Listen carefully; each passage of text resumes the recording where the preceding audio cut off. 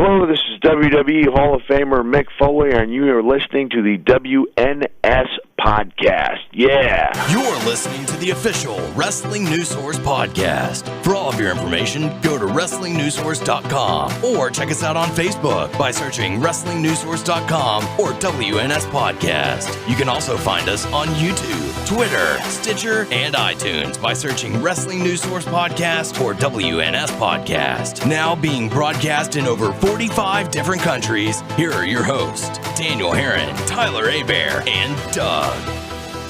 That's right. What's up, everyone? I am Daniel Herron. I'm Tyler Abear. I'm Doug. And welcome to episode 177 of the official podcast for WrestlingNewsSource.com. For all of your information, go to WrestlingNewsSource.com. Check us out on Facebook, WrestlingNewsSource.com. You can find us on Facebook, WNS Podcast, on YouTube, WNS Video, and on iTunes, Wrestling News Source Podcast. We're also on Beyond Pod, Stitcher, and Player.fm. Just search Wrestling News Source Podcast to find us. The main site's at WN Source. We are at WNS Podcast. Daniel's at WNS_Daniel. Tyler's at Tyler_Abe. There you go. So welcome to the show. Got a lot to talk about. We're going to dive into your feedback, cover Raw, Hot Topics, Total Divas Legends House. Got interviews with our friends from Top Rope Tuesday, Q&A, so much more. But before we get into that, how you guys doing? I'm doing all right. Yeah?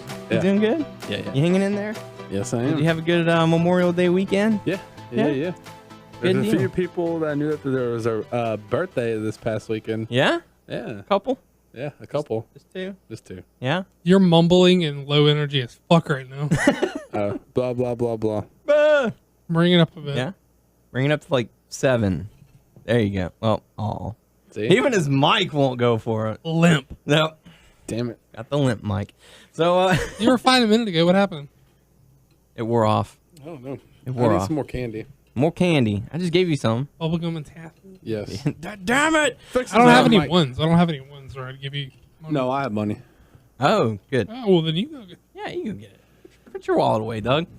Speaking of, how are you doing, Doug? You doing all right? I'm good. Yeah? Yeah. Did you have a good Memorial Day weekend? Yeah. We did the Comicpalooza We thing. did. Went there. Mm-hmm. Saw that. Yeah? Did that. Got the t-shirt? I didn't get any t-shirts. I didn't get a Comicpalooza t-shirt. Normally I do, but I don't know. I got a t-shirt. Yeah? Which It's one a did you get? X-Men. Oh, that's it right. has Wolverine, Colossus, Cyclops, and Nightcrawler, and behind them there are some Sentinels. Very cool. Yeah. Normally I get the Comicpalooza t-shirt, but they switched up the logo this year. I don't know how I felt about that, but it wasn't enough for me to want to buy it. So. I was a good boy. I usually have no control over my spending. I see I want to buy type thing, and I didn't spend any. I didn't buy anything. Yeah. I spent quite a bit of money. Oh, I take that back. I bought some stuff from John. Yeah. But it was good stuff. yeah. So yeah, really good. Really good time at Comicpalooza. Had a ball. Got to see Bret Hart, Lita, and Hurricane Helms. So that was fun. We got to see our friends from Booker T's Reality of Wrestling put on a show as well. So all in all, really good time. Lots of Whovians out there, especially with our group. Got to eat a lot of good food. Yes. Over the weekend. Lot.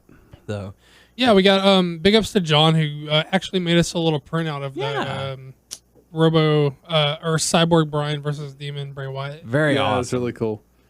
Thank you for that. What a sweet man. Thank you, John. It's very cool. I got the latest issue of his comic, Nightmare Pro Wrestling, issue number 5. Me too. So very cool stuff. I did not. I'm waiting for the next trade. Yeah? Yeah. I haven't read it yet, but yeah. That's my thing now. But I I will. wait for the trades. Yeah. Cool deal. So, yeah, like we said, I got to enjoy some food.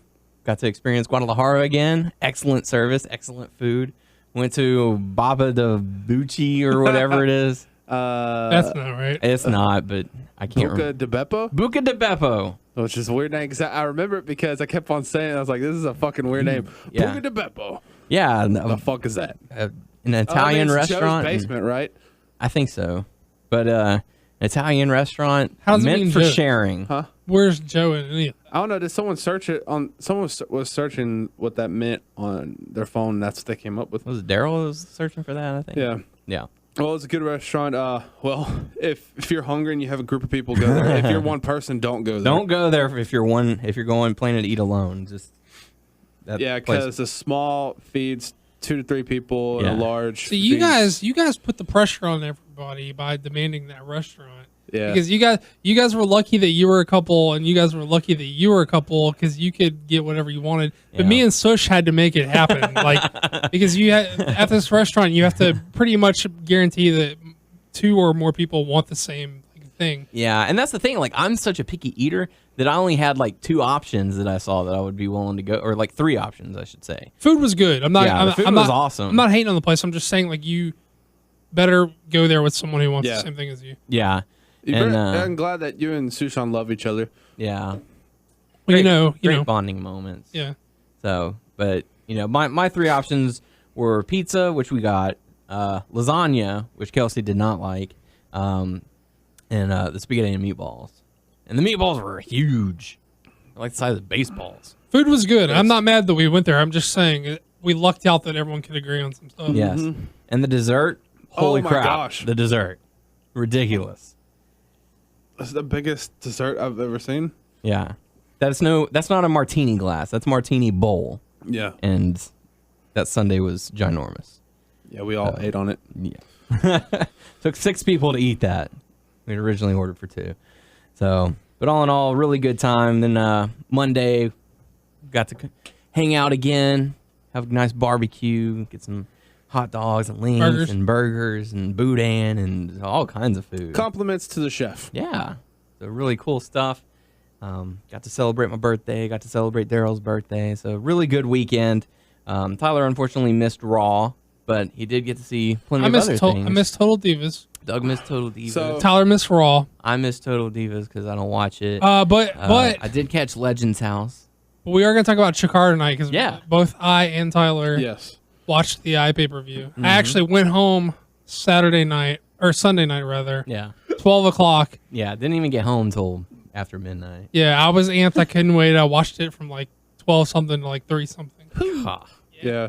Yeah, I watched, like I said, Chikara, Legends House, and Total Divas. Mm-hmm. Yeah. So Really good Tyler's like He's filling on. in the gaps. Yeah, and I mean, let's be honest. Raw, not the best. Wasn't a very good episode, I felt. I don't know. It's just so many weird vibes from that episode. But we do have plenty to talk about. So I guess we'll just dive on into the feedback that we got. First feedback we have is from Thomas, our good buddy, Mr. Lowson. Drop it low, son. Drop it low, son. Saying, okay, I've searched the internet far and wide for Russo's A Guide to Storyline Logic without success. For a moment, I thought somebody was yanking my chain, but then I remembered being a little drop it Lowson. I recall an episode of the fun DC animated series, The Teen Titans. We see Cyborg facing Brother Blood, who wants to find the reason why he cannot mind control Cyborg. It's clear here that magic has no place going up against technology, even if it's Cyborg's heart that stops Blood from winning. I'll take my paycheck now then. Well, we don't spell checks like that over here, so I don't know what you're asking me for. Hey, buddy. When we start getting paid, you'll be the 4th guy to start getting paid. There you go. Definitely. We'll send a little spare change your way. But thank you for that. Thanks for checking the facts for us. We do appreciate that. Next bit of feedback. You can we always have- rely on that Thomas Lowson. Oh, absolutely. That's why he's our boy. That's why he's Checker. That's why he is the Bound for Uli champion. statistician. Yes.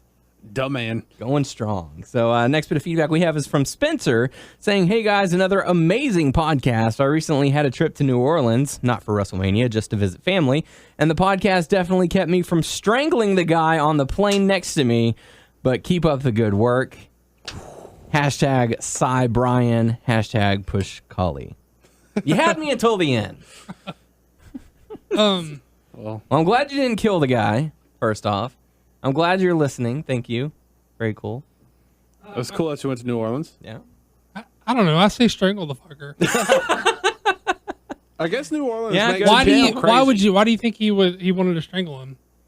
Snoring, talker, Was he in the middle seat? you think? stinky. Who knows? Flashing people. Definitely not that. Maybe he's a Demon Wyatt fan. I don't know. But thank you, Spencer, for listening. We certainly do appreciate it. Yeah, man. Thank you. Next bit of feedback we have is from Niall Owen. We'll just go with Owen. Owen says Adam Rose sounds more South African than British. Well, I am admittedly no expert on accents. Yeah, I mean, I do think it is very clear that he's doing what's the guy's name? Russell Brand. I think it's perfectly clear he's been Russell Brand. So whatever that guy is, I think is that's what he's trying to. Yeah, imitate. that's what he's trying to do now. Whatever it comes off as, I'm not sure because again, I'm no expert on be a lemon, be a rosebud. But I don't know. I don't know that I could pick apart a South African versus a British accent. So I'm just gonna take Niall's word for it. There you go. So thank you for the feedback. Next bit of feedback we have is from the King Trig saying, believe in the for Kali. So, whatever. Thanks, Trig. This thing has to end one way or another. It's going to die. Nope. So, next bit of feedback we have is from Steven. We're going to keep it going just because it irks you so much. No! There are others. There are anti-Kalis out there. There are not. There are. My boy Ben Folds. He's one of them. Your best friend, Ben Folds? He's my boy. He's my boy. He says you're best friends. Ben Folds 6. Confirm or deny. Is he your best friend? I can't confirm that he's my best friend. Oh, looks like you're dropping but like I can't flies. deny that he is not my best friend. So next bit of feedback we have is from Stephen Jones saying the feud was cool at first in regards to Cena and Wyatt trying to break Cena, turn him into a monster, break away from the stale John Cena character we've seen for years, but now it's just getting old and it seems like they have nowhere to run with it anymore. I get that feeling. Yeah, sure. I mean, I see where he's coming from. Yeah. And like I said, like we talked about last week, it's the whole world in its hands thing that took a life of its own, so they kind of just forgot what they were going. Yeah, I'm done with it. Are you really? I am ready for him to stop singing it because I know it's getting over with the crowd and everything, but hearing it week after week after week, and for my ear, I can't stand the. Maybe they can change up. It could be flat like a rap singing version. Well, I think the shitty singing works in his favor. Yeah, but that's just like nailed on a chalkboard for me. Like I can't. That's why I can't listen to American Idol and stuff like that. I can't do that. It's just it tortures my ears. I just can't. I don't think I've ever seen an episode. Which, by the way, Seth Rickson, thank you very much for that. Kali singing "Happy Birthday." That was pretty good. That was pretty good. Nails pooping diarrhea. So.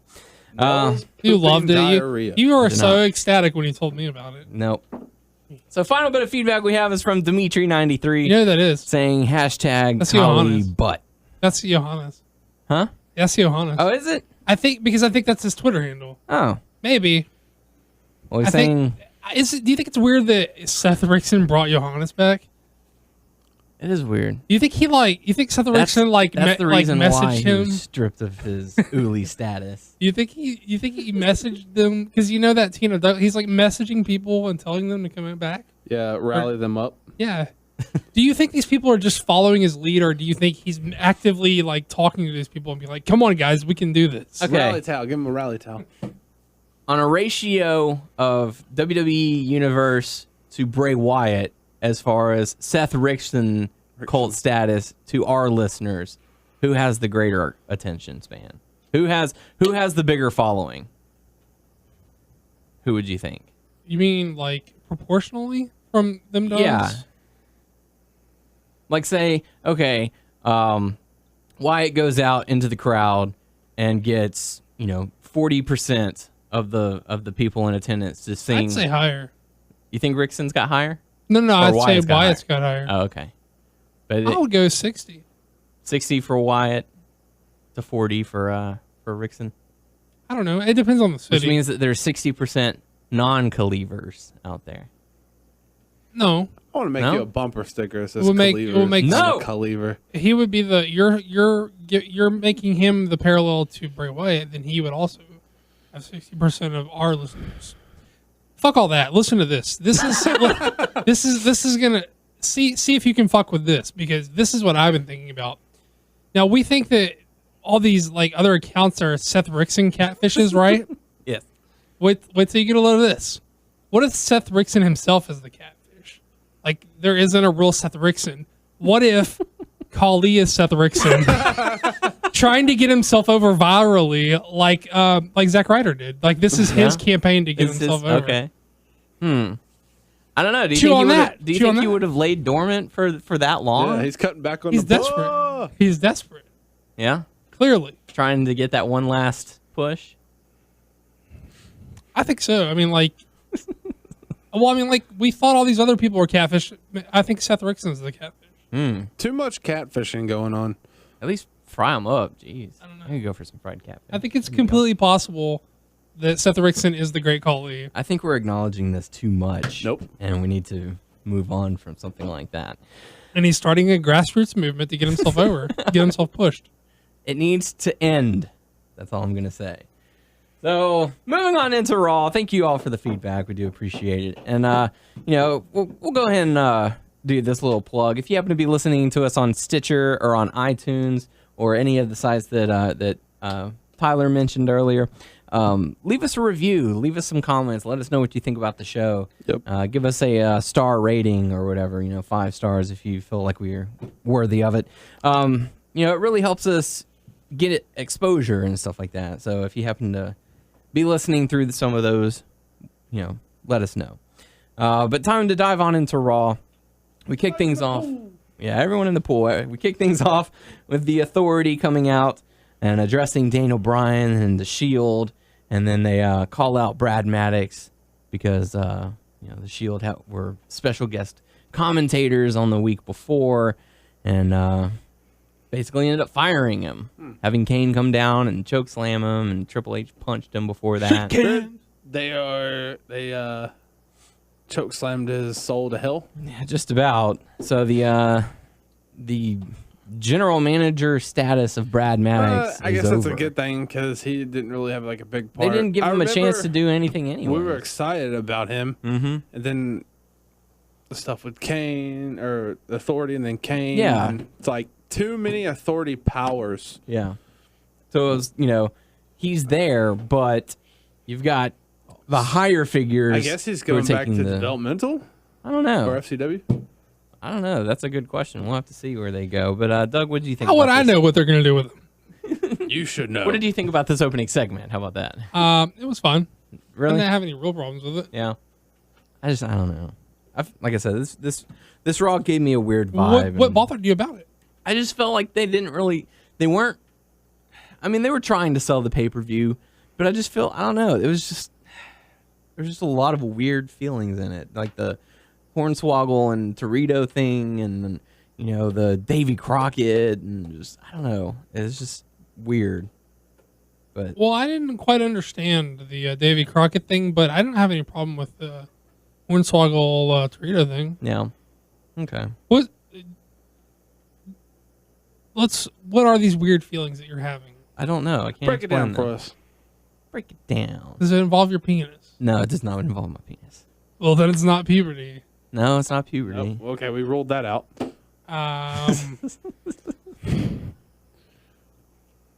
Beats me. I'm all out of ideas. So it was puberty or I'm out of ideas. That's basically it. Okay. But yeah, I don't If know. you're having funny feelings, then that puberty's my go-to. Oh, okay. Well, I think I'm out of puberty, but Or maybe you're just going back into it. ugh. But I do appreciate the concern. But the first match we got to see. Want anybody else? When I think about Daniel, I touch myself. I'm feeling alarmed now. And Todd, you might have to come to this microphone. I'll go over there and kind of stay away from Doug. So, first matchup we got to see Cesaro going up against RVD. This match ended after a distraction from Wade Barrett, who was on commentary. And then after that, Sheamus came down to attack Cesaro and shook his hand after what happened the prior week when Cesaro did not shake Sheamus's hand. So what about, what did you think about the matchup? I thought it was pretty good, actually. Yeah? Okay. I don't really remember too much about it. I remember watching it. I think my mind was. He somewhere went else with at a the German time. with a bridge again, which I think we talked about last week, and you're like, that was weird. And I was like, Strange. and I even made the comment that I did. You said you thought it was weird as a finish, and I was like, well, I don't think they're trying to establish it as a finish. But he won with it again this week. Yeah. But it was also off of interference again, so it's weird. Like maybe they are trying to give him a less over finish because he's a heel, and they don't want him to. The swing's going to get fucking cheered no matter what. Neutralizer is probably going to get cheered. Maybe they're trying to give him a less flashy. Like, oh, it's finish. so boring. Like, well, yeah, that's the point. Well, I mean, I don't know. I think it's a fine choice if that's what they're going to do. Right. I don't know. Do you think that's going to work? I don't know. Do you think that's what they're doing, or do you? I have no idea what they're doing, honestly. Because I mean, we had the whole discussion about, would, Cesaro be fit in the mid title, hunt, and that they probably should have elevated him or gotten him ready to elevate to that next level, and here he is, fighting for one of the titles at Payback. So I don't know. But in regards to the matchup, I do remember the kick from RVD to Wade Barrett. That was, that was really impressive to me. That was a pretty sick kick. But as far as the rest of the match, I don't remember too much of it. I remember liking it, but I mean, we're a day behind what we normally do, and I'm like Memory specifics starts are fading escaping me. immediately. Yeah. So it's hard to do that. But I mean, we'll kind of breeze through what happened on Raw because we do have a lot to talk about. If we were professionals, we would have taken notes. Yeah. Yep. But we never, not once will we claim that we are professionals. One take podcast. That's right. So next up, we got to see Eva Marie going up against Summer Rae because of some beef they apparently had. I don't know if you guys want to shed any light on that. So. It's a Total Divas thing. Yeah. Okay.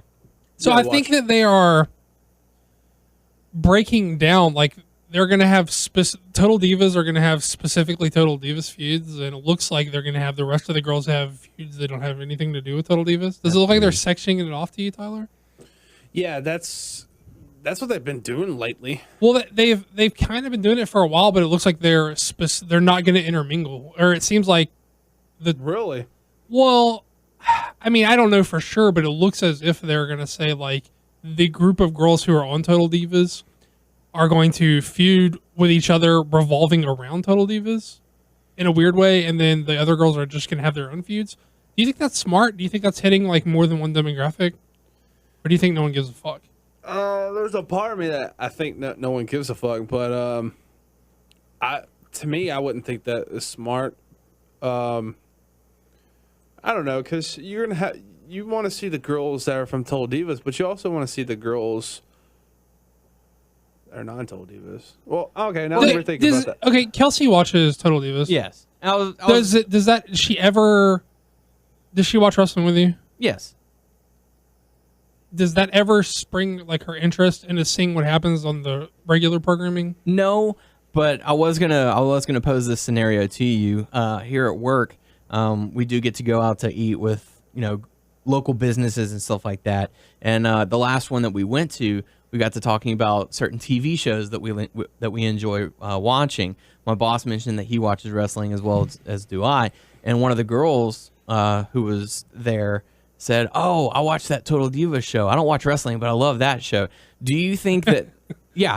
And so, do you think that this is their way of trying to get that demographic, the people who don't watch wrestling, but they'll watch Total Divas, And to that say, could- well, maybe I should see what this is all about? And so, whenever they turn over to the USA Network and they're like, okay, well, where are my characters? Where are the girls that I've been watching?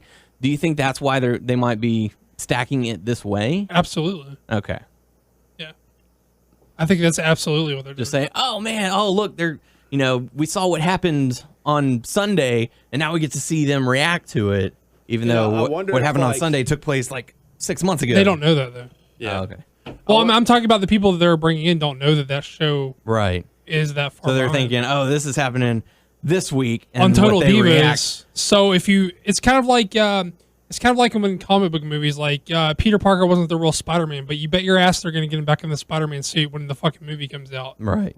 It's that kind of thing. Like a few years back, like Cap was dead, but you bet your ass they bring Cap back before the Cap movie comes out. Like, Right. it's that kind of a thing. It's You gotta bring the new people. You got to make the transition. If you're trying to attract an audience outside of what you already have, you got to make the transition smooth for them. So they don't know that what's been filmed on Total Divas happened 4 months ago. They know that that's what happened on this week on Total Divas. So when if they turn into Raw, they need to see that happening there. Then because I came home from work and my girlfriend was watching the recorded episode, and it was when they went to WrestleMania.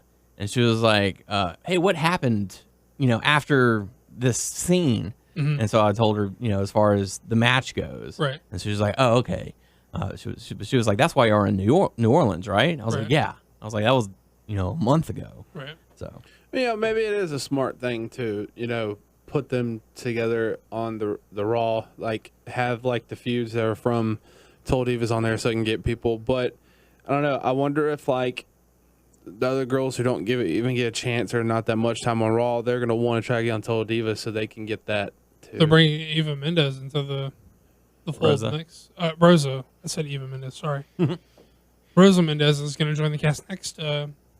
Seems like there's a pretty clear divide. It seems like the girls who are not on the show are working with each other specifically, and the girls who are on the show are going to work with each other specifically. And I get why they could do something like that. One, it attracts the female demographic or whoever's watching it. It could attract new viewers. And then, if anyone says, oh, well, that was taped months ago, they could say, yeah, but this is the first that they're seeing those private one-on-one with the camera, segments where they're talking about such and such did something and that pisses me off. And so they're like, oh, well, this is the first I'm seeing this. Right. So the confessional style things, you mean? Yeah. Yeah, I mean, they can make it work. I mean, that's absolutely what I think they're doing. I don't know how successful it will be, but yeah, because when Natalya had a match, I think with Summer Rae, they were like, oh, well, last week, or I forget what it was, but they the slap shit, yeah, or something like that. So they're like, oh, well, this is the first I'm seeing you talk about or the painting or something, the drawing or sketch or something like that. It was like, well, this is the first I've seen, you badmouth my work, so. Right. Let's settle this in the ring. Bitch, please. Bitch, please. So, yeah. So, who knows?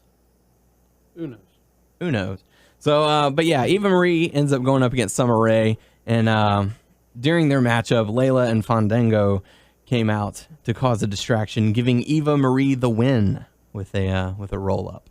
Gotta love those roll-ups. So, Tyler likes free roll-ups. Yeah. So, anything else to add to the matchup? No? Okay. Next up, we got to see El Torito going up against Drew McIntyre. Really short matchup, but El Torito ended up getting the win. And after that, Hornswoggle ganged up. Hornswoggle and the rest of 3B ganged up on El Torito. Hornswoggle actually rips the tail off of El Torito. And Torito's running around and, it hurts, that I felt like that was a little much. I liked it. Yeah, and that's fine. I'm not gonna, discredit you for liking that because I chuckled a bit, but then I was just like, I don't know. I guess my suspension of disbelief was a little short that day, because I've been a fan of it, of the Torito and Hornswoggle feud. But I don't know. Maybe it was just they shut him in the trainer's office. They're like, sew it back on, glue it together, whatever. I liked that they had it in a bag of ice. Yeah. That I'm like, funny. Okay, at least they're going. If they're gonna do it, they're doing it right. But as far as I was just like, I don't know. That's a little bit too much. And, yeah, but You're talking to a Chikara fan. That's true. I'm a fan of a promotion with anthropomorphic ants and demons and goblins and also a fan of Doomsday Wrestling, where a guy totes around a giant toilet. So, but yeah, I don't know. I'm a fan of it too, but I don't know. Just for some reason, I guess that night I was just like, Like Chikara, if like Rudo is fucking with one of the ants' antenna, like if he bites on it or something, they sell it. So like I'm fine with them like selling the tail. Okay. And I know a lot of people are upset that Drew McIntyre lost the match to El Torito because they still feel like he's the chosen one, and he's supposed to be the next generation superstar and stuff like that. But personally, I don't see it in Drew McIntyre. I think he's underused and undervalued, but I don't have a problem with him losing to like a little person. Like how I view wrestling is, a lot of people view it as a sport. I view it more as like, I mean, I kind of, in like the least sport way possible, I view it as a sport. Mine's, in the way I view it is like these guys are supposed to be like almost superhuman. They're supposed to be able to do shit that no other person should be able to do it. Right. So whenever I think about like even the little, like if a guy's wrestling a little person, I think he's like a superhuman little person. I was like, it's kind of like when people like talk about the intergender shit, the way I always defend it is like, well, no one says like Wonder Woman shouldn't be fighting alongside the Justice League. She's like she's a badass woman. Like she fits like that's, no one says Wonder Woman shouldn't be beating up those dude goons. I mean, right. It just fucking works. It's like, well, he's supposed to be best of the best little person. So he should like, I don't know. That's how I make sense of it in my head, Right. So I don't have a problem with it. But like as far as Drew McIntyre goes, I like, maybe he's being underutilized, but as far as for my views, I see him like in the same level as Cody Rhodes. Like he's a good mid guy, but I can't see him as a top tier. He hasn't been given the chance lately, over the past few years. But like whenever he was first debuting as the chosen one, chosen by Mr. McMahon to be the champion, all that, it didn't impress me.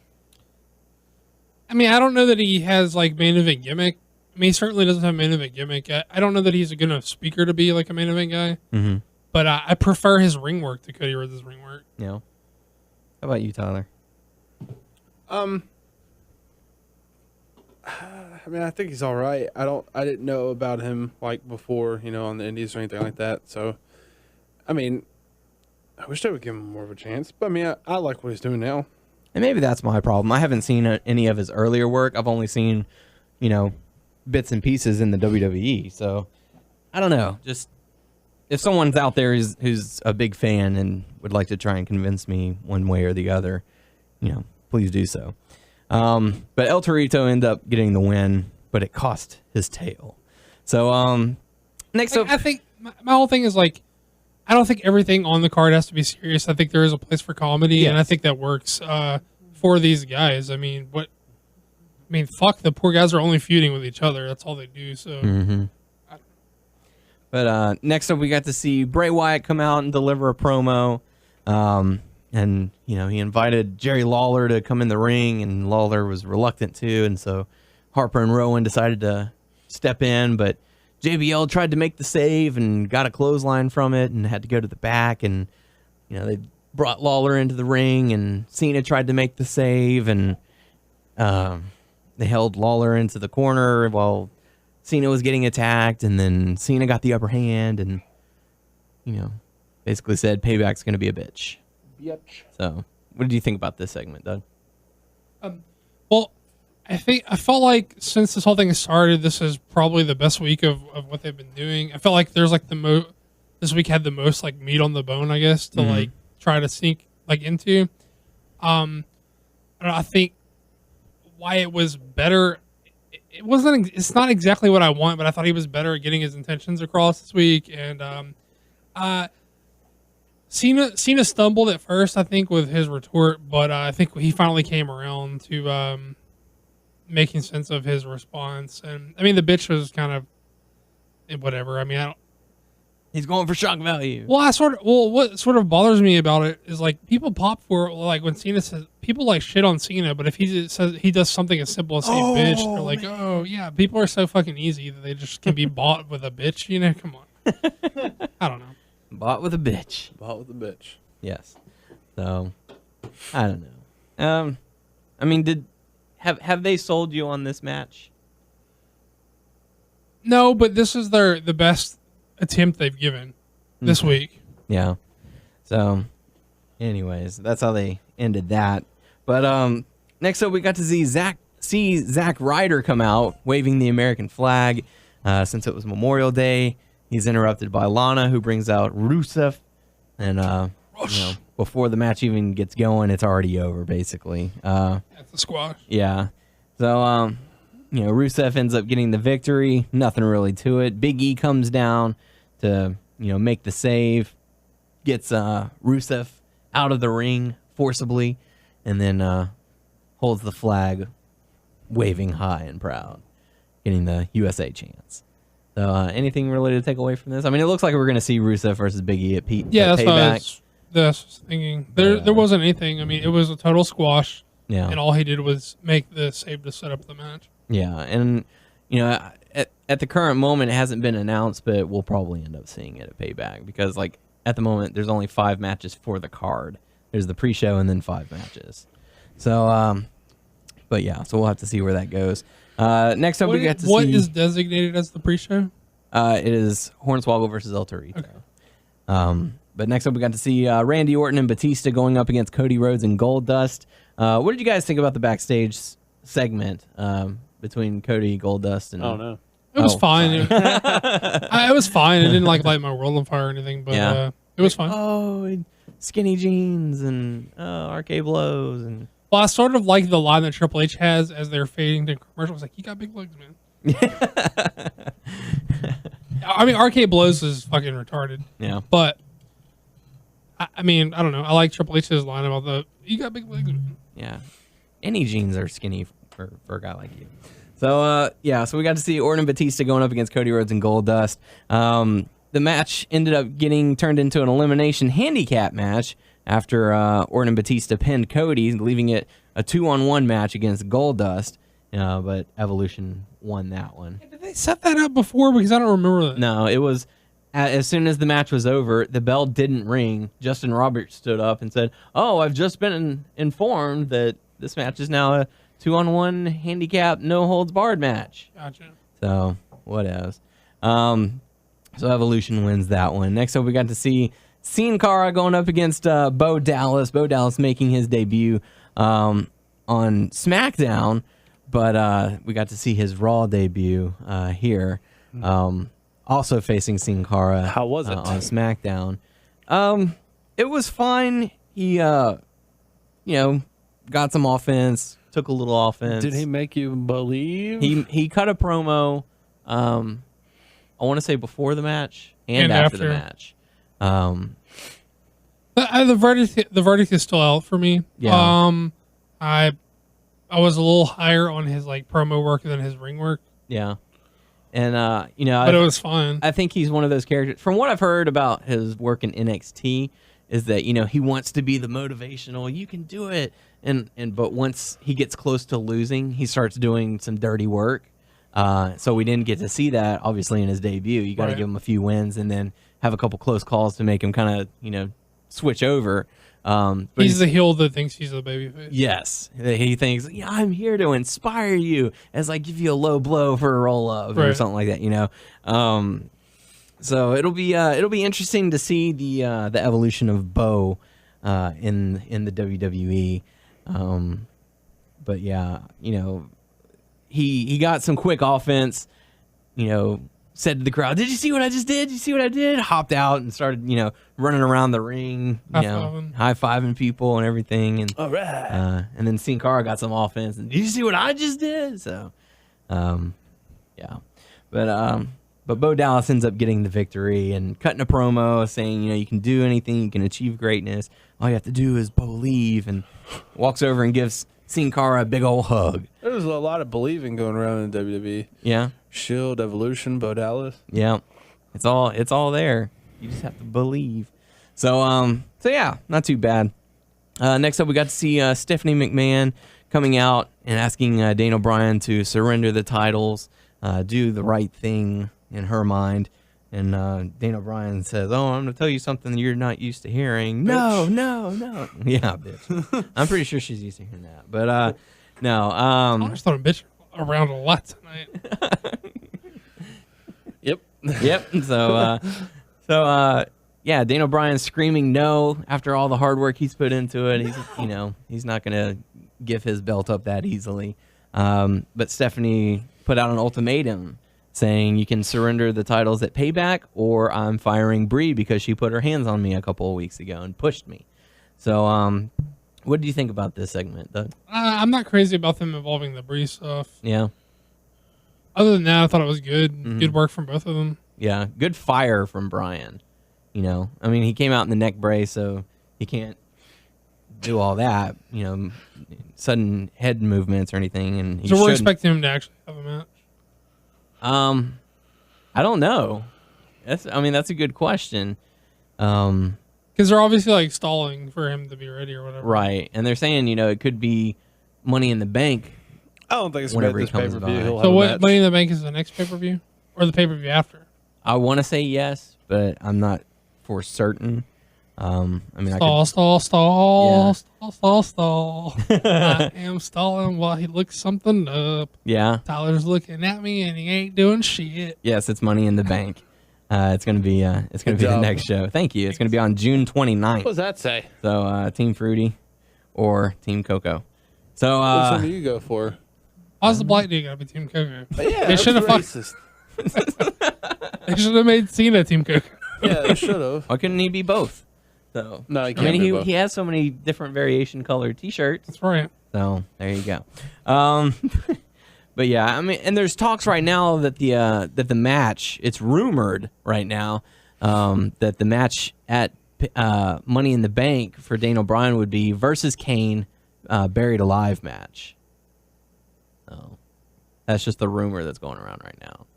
But we'll have to see how that pertains. But I don't know. I mean, can they survive that long without the? I mean, obviously they can. But They're doing something at the pay per view with him, right. So he's gonna be there. so he'll be there. So yeah, they can make it another month without him wrestling. Yeah.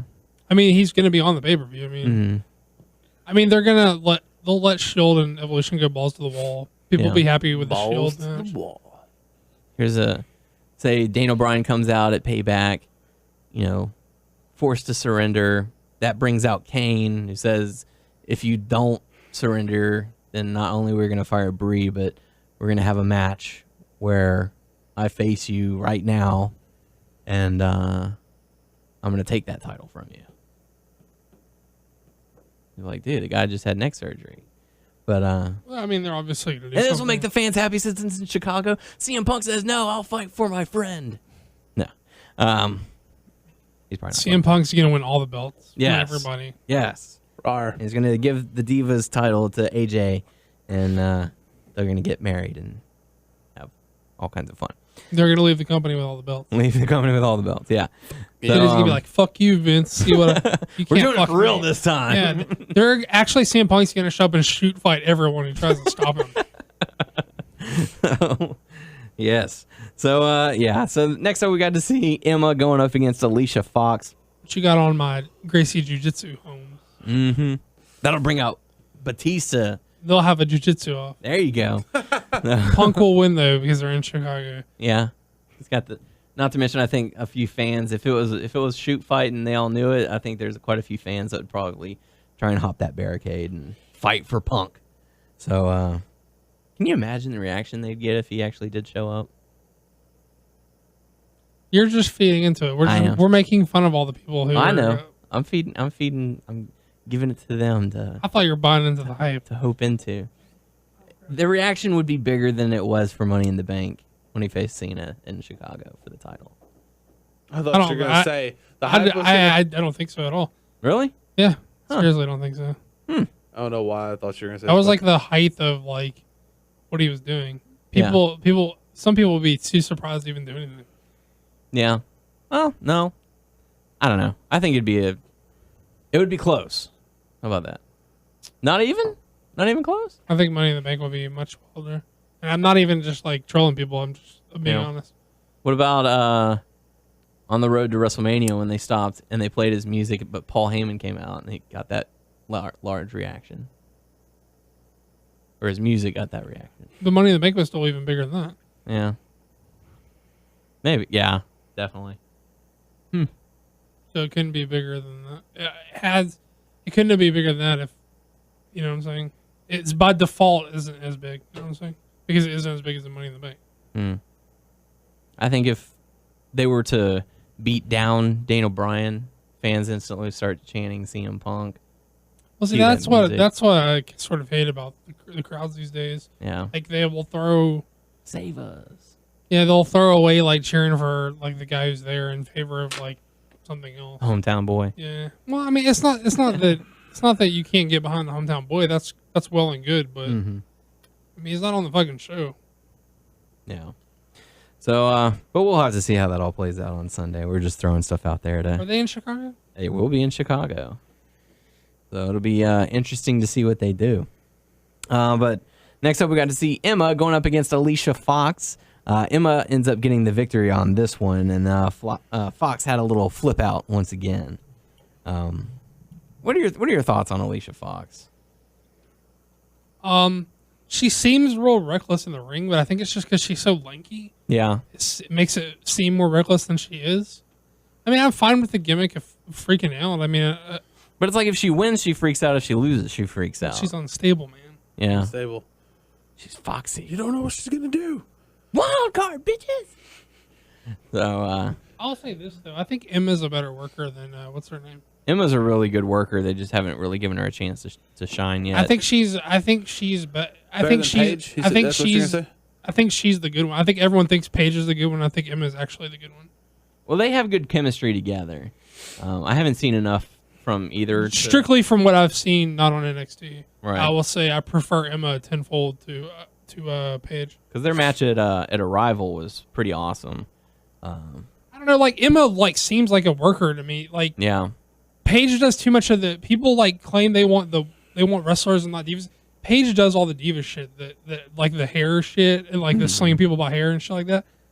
Emma doesn't do that. Emma just like straight up works. Yeah. From what I've seen. I mean, I could be proven wrong. Someone could say, well, hey, look at this. This is whatever. From what I've seen, I think Emma's the better worker. Okay. Yeah. Like I said, they haven't really given either a good chance to shine. We just have to go based off what we've seen so far. But next up, we got to see Adam Rose making his in-ring debut on Raw, going up against Davey Crockett, a.k.a. Damian Sandow. Can you shed some light on this? I know they just showed some backstage, like, app stuff. It was app or network or what? I mean, I know it's Memorial Day, so they're going for, well-known American names and stuff like that, but I have no idea. I know I saw on a clip that on Main Event where he came out as DJ something, DJ Sandow or something like that. Wiki. So it looks like he's trying to find his identity or something. I don't know. Maybe he's having an identity crisis. And Let's go back to being Magneto. Know. Yeah, because, I mean, he's been Magneto. Now he's been Davey Crockett. Now he's a DJ Sandow or something.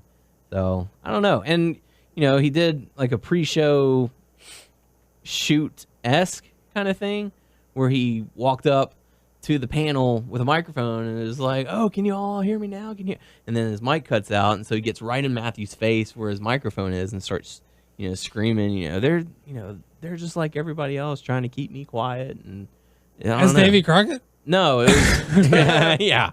Well, because it was on Raw, they showed either from the app on commercial or previous on the pre-show him doing an interview as Davey Crockett. Yes. Okay, that's what this is not gotcha. This is not the same thing you're Yeah. talking. Okay. No, I have no idea why they're doing Okay. this. But I mean, Question is, why not? I guess. I mean, it's know. something for him. It seems dumb though.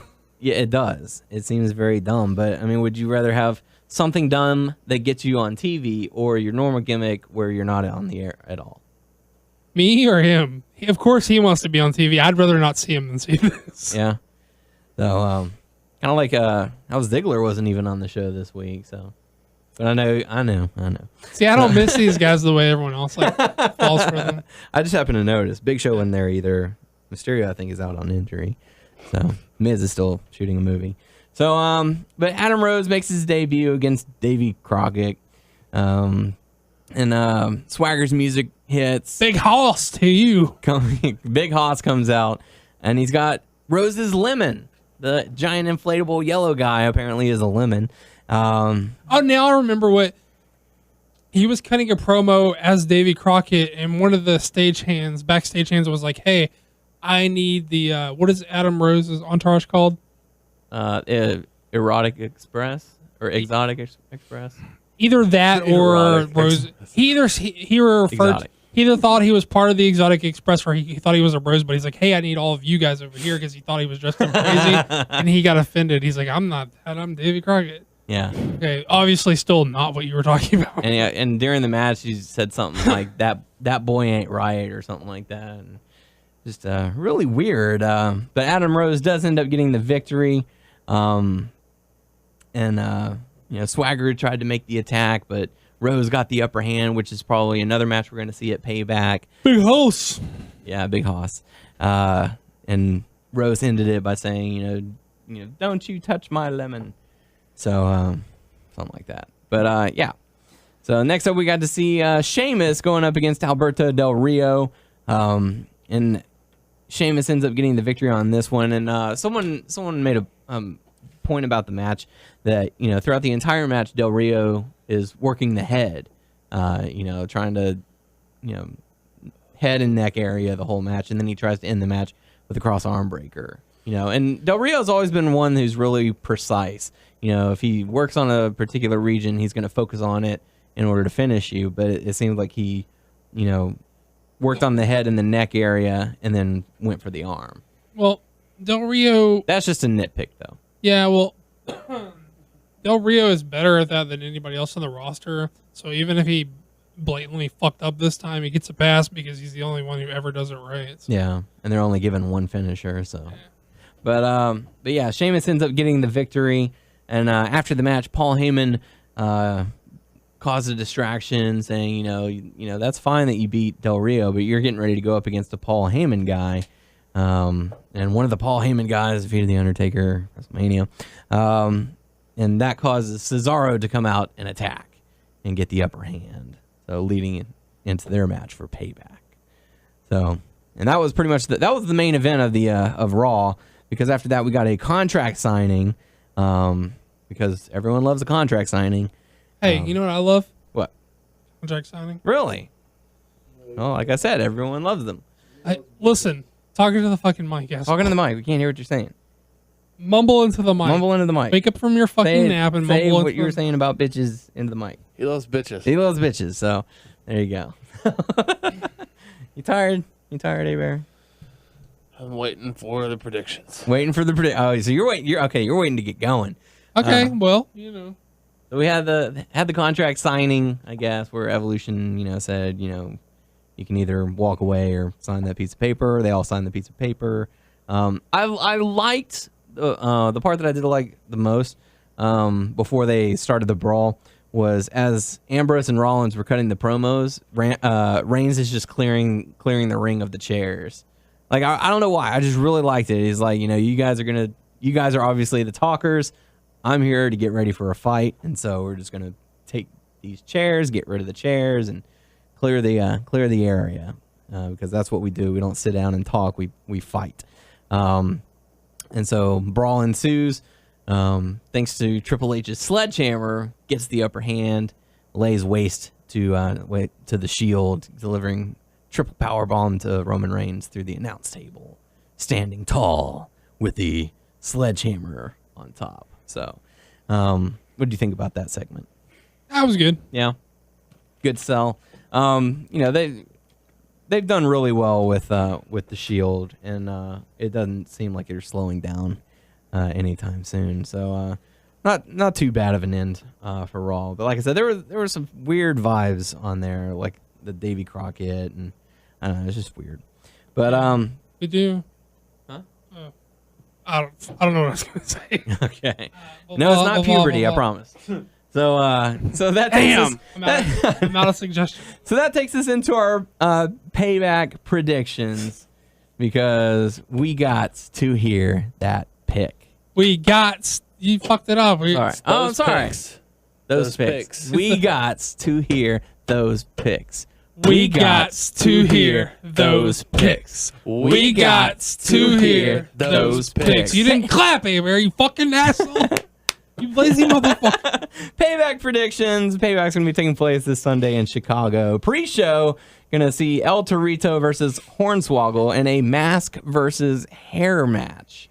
I guess just the cherry on top for this feud. We'll start with you, Tyler. Who are you going to go with? Who's losing what? I'm going to go with El Torito to win, and Hornswoggle is going to lose his hair because I don't see them. Why would they take his mask off when everyone likes El Torito? Yeah. as the bull. Okay. All right. Sounds good. How about you, Doug? El Torito's mask or Hornswoggle's hair? Who's losing it? I mean, I always lean mask and hair versus mask because it's a bigger deal to lose your mask than to lose your hair. Yeah. To me, I don't know. It's kind of a big deal to lose your hair in Mexico, but I don't know. I'm gonna say Torito wins. Wins. Okay. I'm gonna say El Torito wins as well. He already lost his fucking tail. Yeah. Come on, man. He can't lose his He mask. lost his tail. Now Can't lose his head and his tail. He's gonna lose his balls. Oh God. So Bitches and balls. Tyler. Where's Bitches and balls. so, Double B's. so all three of us picking El Torito to win on that one. So What would you say? B plus penis? yeah. hashtag?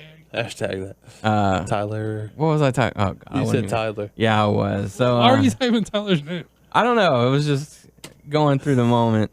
We're gonna. I'm adding some matches to the card that will probably happen, but we just don't know yet because they haven't been announced. But Tyler, that's what I was gonna say. I was gonna segue to you to pick the next match. So Paige versus Alicia Fox. Paige versus Alicia Fox Divas Championship match. They haven't really had much interaction with each other. They had the one match last week. I thought they had two singles matches, Did two they have consecutive two? weeks. I think not this week, but the previous 2 weeks. I think thought they had singles matches that Alicia Fox dominated, and then Paige hit her finish out of nowhere for the end on both. Yeah, I you're wanna right say- because Alicia Fox won one match last week. Right. And Oh no, yeah, you're right. You're right. She won one. Because that's why I was confused with this booking because she lost to Emma. I was like, why put her over the champ if Emma is going to beat her too? Yeah. Yeah, they split a pair Okay. of balls. So Tyler, who? Go with a bold prediction here. Okay? Bold prediction. Paige. Paige. All joking, right, it's Paige to Paige. retain. Doug, how about you? I'm going to take Paige as well. I think I'll go Paige as well. Take a page out of our book. Paige, Pick Paige Turner. Alicia Fox flips out and at the end of the match, but I feel like the crowd will be behind Alicia Fox. I don't know why. I just feel like they will. It's Chicago, That ass. so Doug, we'll let you pick the next matchup. Are we gonna go to these maybes? Yeah, I mean we can. All right, let's pick a maybe then. All right. Maybe, Swagger maybe. versus Adam Rose. Call me Swagger maybe. versus Adam Rose. All right. Who do you think's gonna pull out This the victory? has not been announced, but we're expecting it to be. Correct. I can't see why they would. Unless they did on SmackDown, and I haven't checked the spoilers. Oh, I haven't checked spoilers either. Yeah. Well, this might be on the pay-per-view. We don't know. Okay. We didn't look at the spoilers. Yeah. Spoiler free. I don't know why. I don't know why you debut as a loser. I mean, he's technically had a match, but I don't know why he'd lose his first big match of the pay-per-view. I guess I'm gonna go with Adam Rose. All right. How about you, Tyler? Yeah, me too. Adam Rose? Yep. All right. I'll pick Adam Rose as well. No one's going with Big Hoss. Nope. No Big Hoss. Fuck. Sorry. So let's do the other maybe. Big E versus Rusev. Rush. I feel like this will be more than a 5-minute match, maybe 6.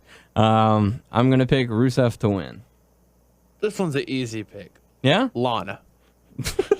No. We all win when Lana's in there. Yeah. I guess Rusev. Rusev. How about you, Doug? I'll take Rusev too. This is another we expect it to be announced, but it hasn't been yet. Correct. Unless it happened on SmackDown, which we haven't checked the spoilers yet. Yeah, correct. All right, Tyler, you get the next pick. What's it going to be? Wade Bad News Barrett versus Rob Van Dam. For the Intercontinental Championship, BNB going up against RVD. So, Tyler, who you going to pick to win this one? Barrett. Barrett? Any particular reason? He just got the title, Yeah. and I don't see them switching titles this quickly. All right. How about you, Doug? Barrett. Barrett? Any particular reason? Because I'm afraid I've got some bad news. I don't know. What's the bad news? Barrett's gonna win. Okay. Yeah, Barrett's going to win. That's the bad news. Okay. I'll pick Barrett to win as well. I Bad feel news like, is he's going to throw some shitty forearms. Yeah. I feel like, RVD is a well-established guy to give Barrett some cred. To hold cred? on to the title. Yeah, some street cred. Maybe they'll have a Chicago street fight. He's Jericho. While Jericho's gone. Yeah, exactly. So he's there to put the newer guys over. So yeah, I think Bad News Barrett will get the victory. Doug, we'll let you pick the next matchup. I'll go with the United States Championship. All right, Sheamus versus Cesaro. Who are you gonna go with on this one? I'm gonna take Sheamus. Sheamus. All right. How about you, Tyler? Sheamus. Sheamus. All right, I'm gonna pick Sheamus as well. You're gonna pick Cesaro. All right, I'll pick You're Cesaro. picking Big Hoss. He's not even in the match. I don't give a You fuck. never know where he's gonna come from. Oh, so all right. Well, we're all seeming to agree with the predictions We so all far. seem to agree that you're picking Cesaro. Am I? Yeah. Doug, am I? You're picking Big Hoss. He's not in the match. So you're definitely gonna lose the points. Well, that's not fair. So I'll pick Sheamus. So let's do the next matchup: John Cena versus Bray Wyatt in a last man standing match. These matches are just so drawn out. I don't know how I feel about it. Let's end this shit. They need to end that shit. I feel like there has to be something to. The kid. No, not the kid. Don't bring back the kid. Bray Wyatt won the last match Because the kid. Because of the kid. And Great Khali. But I mean, the series is tied at 1. Wyatt, See, it's you never bet against Cena in like matches where he has to quit or matches where he has to give up, Well, you do right? have to That's tell his him. MO. He doesn't give because up. the last man standing match that he had was against Ryback, where they went through the thing and the ref didn't count and the match was just over. Right. So, I mean, Cena, I think Cena loses here, but through shenanigans, they're gonna have you have to have like Harper and Rowan like laying on top of Cena to keep him from getting up. they're gonna give him like cement boots to where he can't get up, like mobster style to where he can't get up. Yeah. I'm gonna say Wyatt wins through some crazy shenanigans. Yeah, It's not gonna be a straight up. It's got to be. You can't do it. So I'm gonna go with Wyatt. Like Doug said, shenanigans galore. How about you, Tyler? Fuck, I don't know. Oh, Sure, why not? John Cena. John Cena. All right. So there you go. Winning at the last second, probably. So there you go. That takes us into the main event. At least what we think is going to be the main event. Shield versus Evolution elimination tag match. Play a no holds barred as well. I'm gonna go Shield to win this one. Who won last? Shield. Fuck. And there's talks. When is Batista leaving? There's talks that Monday will be his final Raw to go off and promote for Guardians of the Galaxy. I'm taking Evolution. Evolution as well. Yeah. All right, so I'll be the only one with Shield. So yeah, so there you go. There are predictions.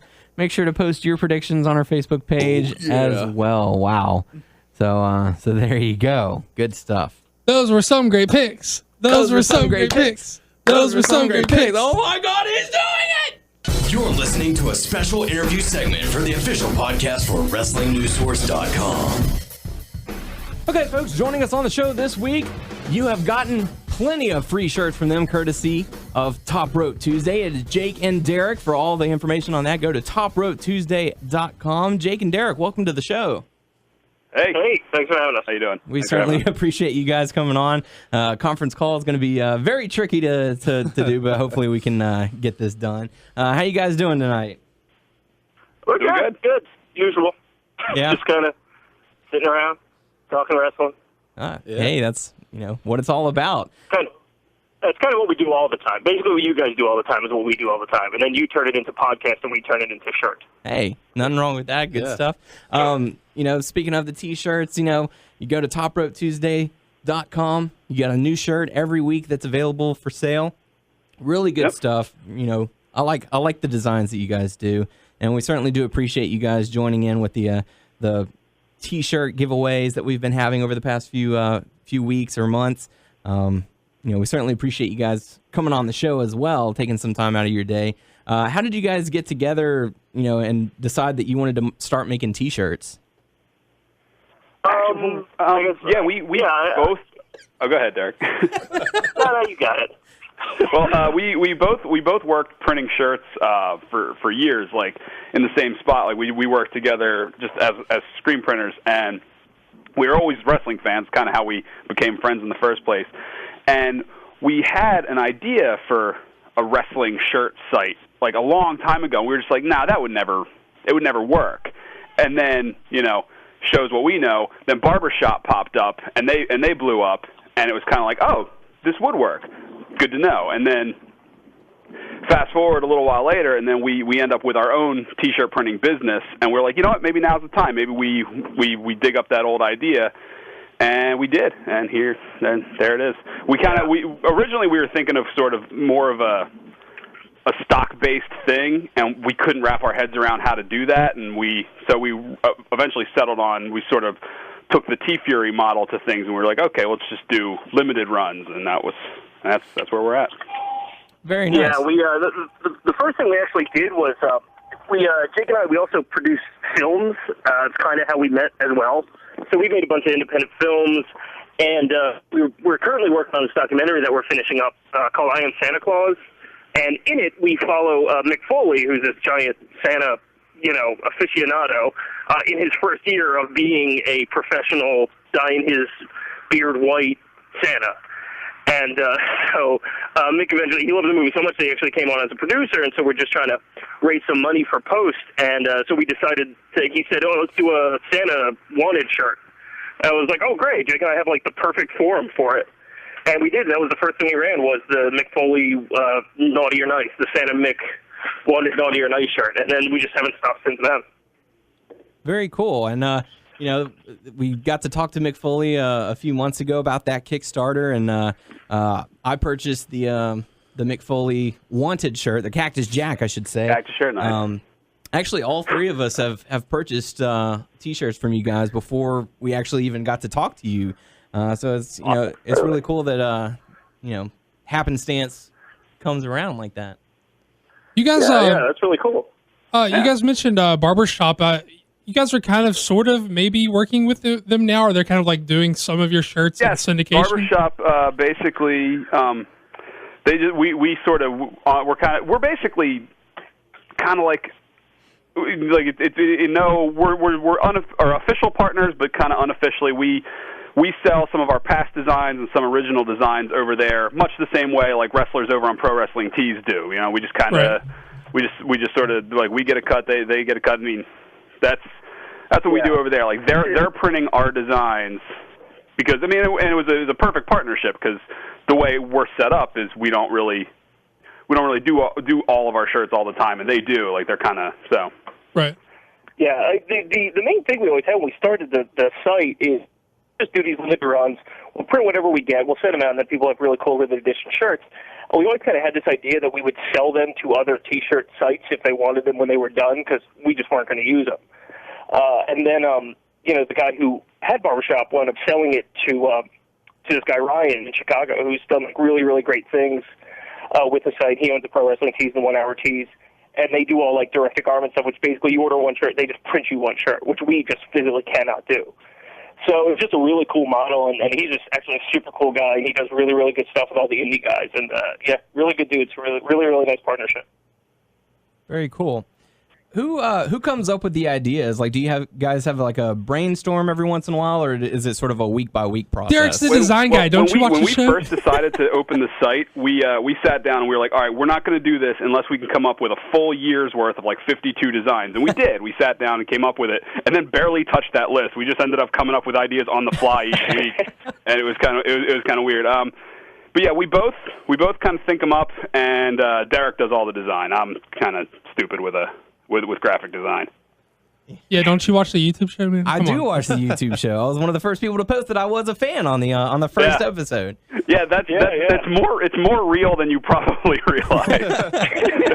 that show is more accurate.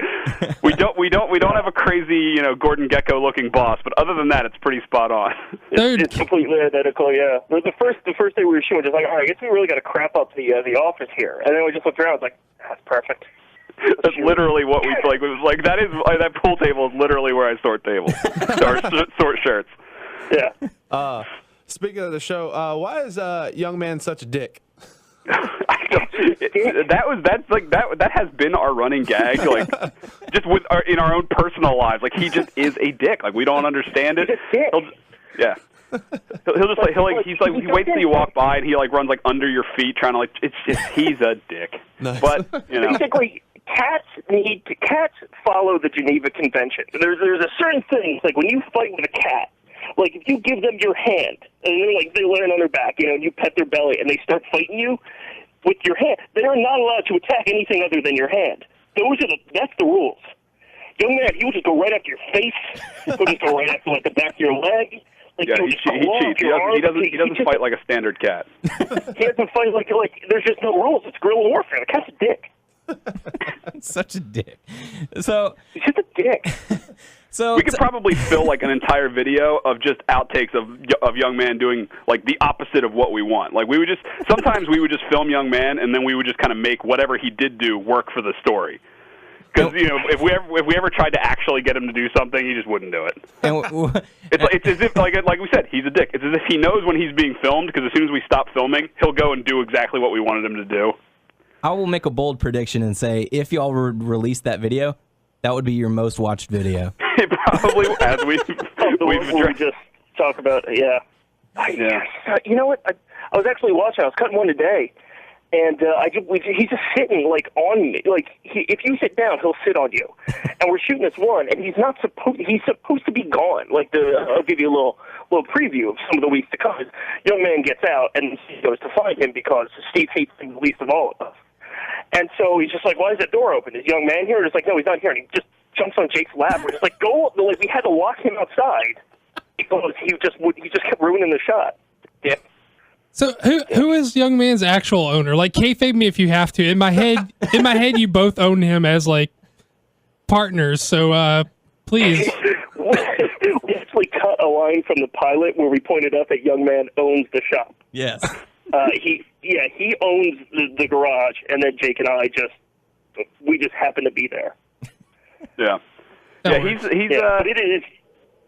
the shop cat. He actually is the shop cat. We don't bring him in for shoots. He lives. That's his house. He lives there. It's because we print in an old garage that used to be where me and my brother lived, and now it's just where we print. And young man, he was my cat. Now he still just kind of lives there. So it's pretty much like his apartment now. Like y'all are imposing on him. Young man has he pretty much has no owners. He just has people that periodically come in and dump food in front of him. So y'all are imposing on him, which could be the reason why he is such a dick. Why he's such a dick? Yes. Yeah. So how does Steve come in? What's that? Steve is Steve. Well, I guess we made movies before. He's currently making movies, but Steve was an actor we found who we shot this. It's called Vacation. You can pick it up somewhere. I don't know. It's available everywhere. But in it, Jake and I we're in it, and we had to find a guy who was just. I play this controversial Russian. This hypersexual controversial Russian, and the movie ends with a controversial off with someone trying to out-shock the other person. And I knew that no one would go as far as me. And so we had to find someone who was crazier than I would be willing to go because I had to lose. I was the bad guy. And so then we held this open audition, and then Steve shows up, and we're just asking him all this like really stupid stuff that we're just like, so are you okay with full frontal nudity? He's like, on me? Like me doing it? Yeah, I'm fine with that. We're just like, all right, would you have a problem with having simulated sex with an old woman? And he was like, yeah, sure, let's do it. And they were just like, great, you're hired. You're an excellent actor, and you're willing, and you have no scruples. And then he thought we were joking. And then sure enough, that's what he had to do. And he did it, and he killed it. And so that's pretty much, he's our go-to. It's like, oh, wait a minute. So wait, this is just me, Derek, and young man in this show? Yeah, we need a good actor. And so that's when we bring in Steve. We need at least one good actor. Very nice. Yeah, we need a good one. How much of the show is a piece of your actual real life? Do any of y'all actually sleepwalk? Does the talk of business make you gag? The business thing, that's actually a lot of the tragic flaws in this show that we do are kind of opposite. Like the business talk, like I can't stand. Like if someone like with an extension calls me, or like somebody who wants to like, it's just anything business or corporate makes me like on edge. And so, of course, we just kind of we take real life, turn that up to 11, and then make that the show. Like Jake and I actually, we bought, going back to, we owned a screen printing shop. Like Jake and I were working for a screen printer. The opportunity came up for Jake and I to purchase the screen printing shop. And we're just like, well, I guess we're 30. We should probably be grown up. And so we bought it, and we hated it. Like, it was the worst, like, trying to run a business. And we have a desk and, like, deal with walking in customers. You had to be at a place at a time. You couldn't drink there, which towards the end of it, when we knew we weren't going to be there anymore, we started doing. But it was just like, after about 6 months of it, we were just like, we got to get out, and that's when we really pushed hard for the website. So after about 6-7 months of actually running a screen printing shop, we actually got to the point where, like, we said, all right, well, if we get rid of our rent from the screen printing shop, we can move to the garage, and then we should be able to make enough money on the website to actually make more than if we had the show. Let's just do it, and we did. So one day we just got out. Like, we just broke our lease, and literally in the middle of the night, we took all of our desks and everything out, and we're just like, we're online from now on, go now. So the whole business everything is just the opposite of what we. Very cool. It's like, because now sometimes it seems like we get more people and more of like our friends, friends and people we know that that would been jobs that we would have loved to book back when we had a t-shirt company, or just like, oh hey, I need shirts. It's like, yeah, we don't do that anymore. It's almost like that episode of South Park where like Cartman had the amusement park that you couldn't go to, yes, and then everybody wanted to. So it's like, as soon as we stopped, it's like, where were all you guys when we were doing the 9 to 5 boring stuff? Starving to death. Yeah. So do you guys do the t-shirt gig full time, or is this something y'all do on the side? When coming home from the. This is what it. You watch is what we do.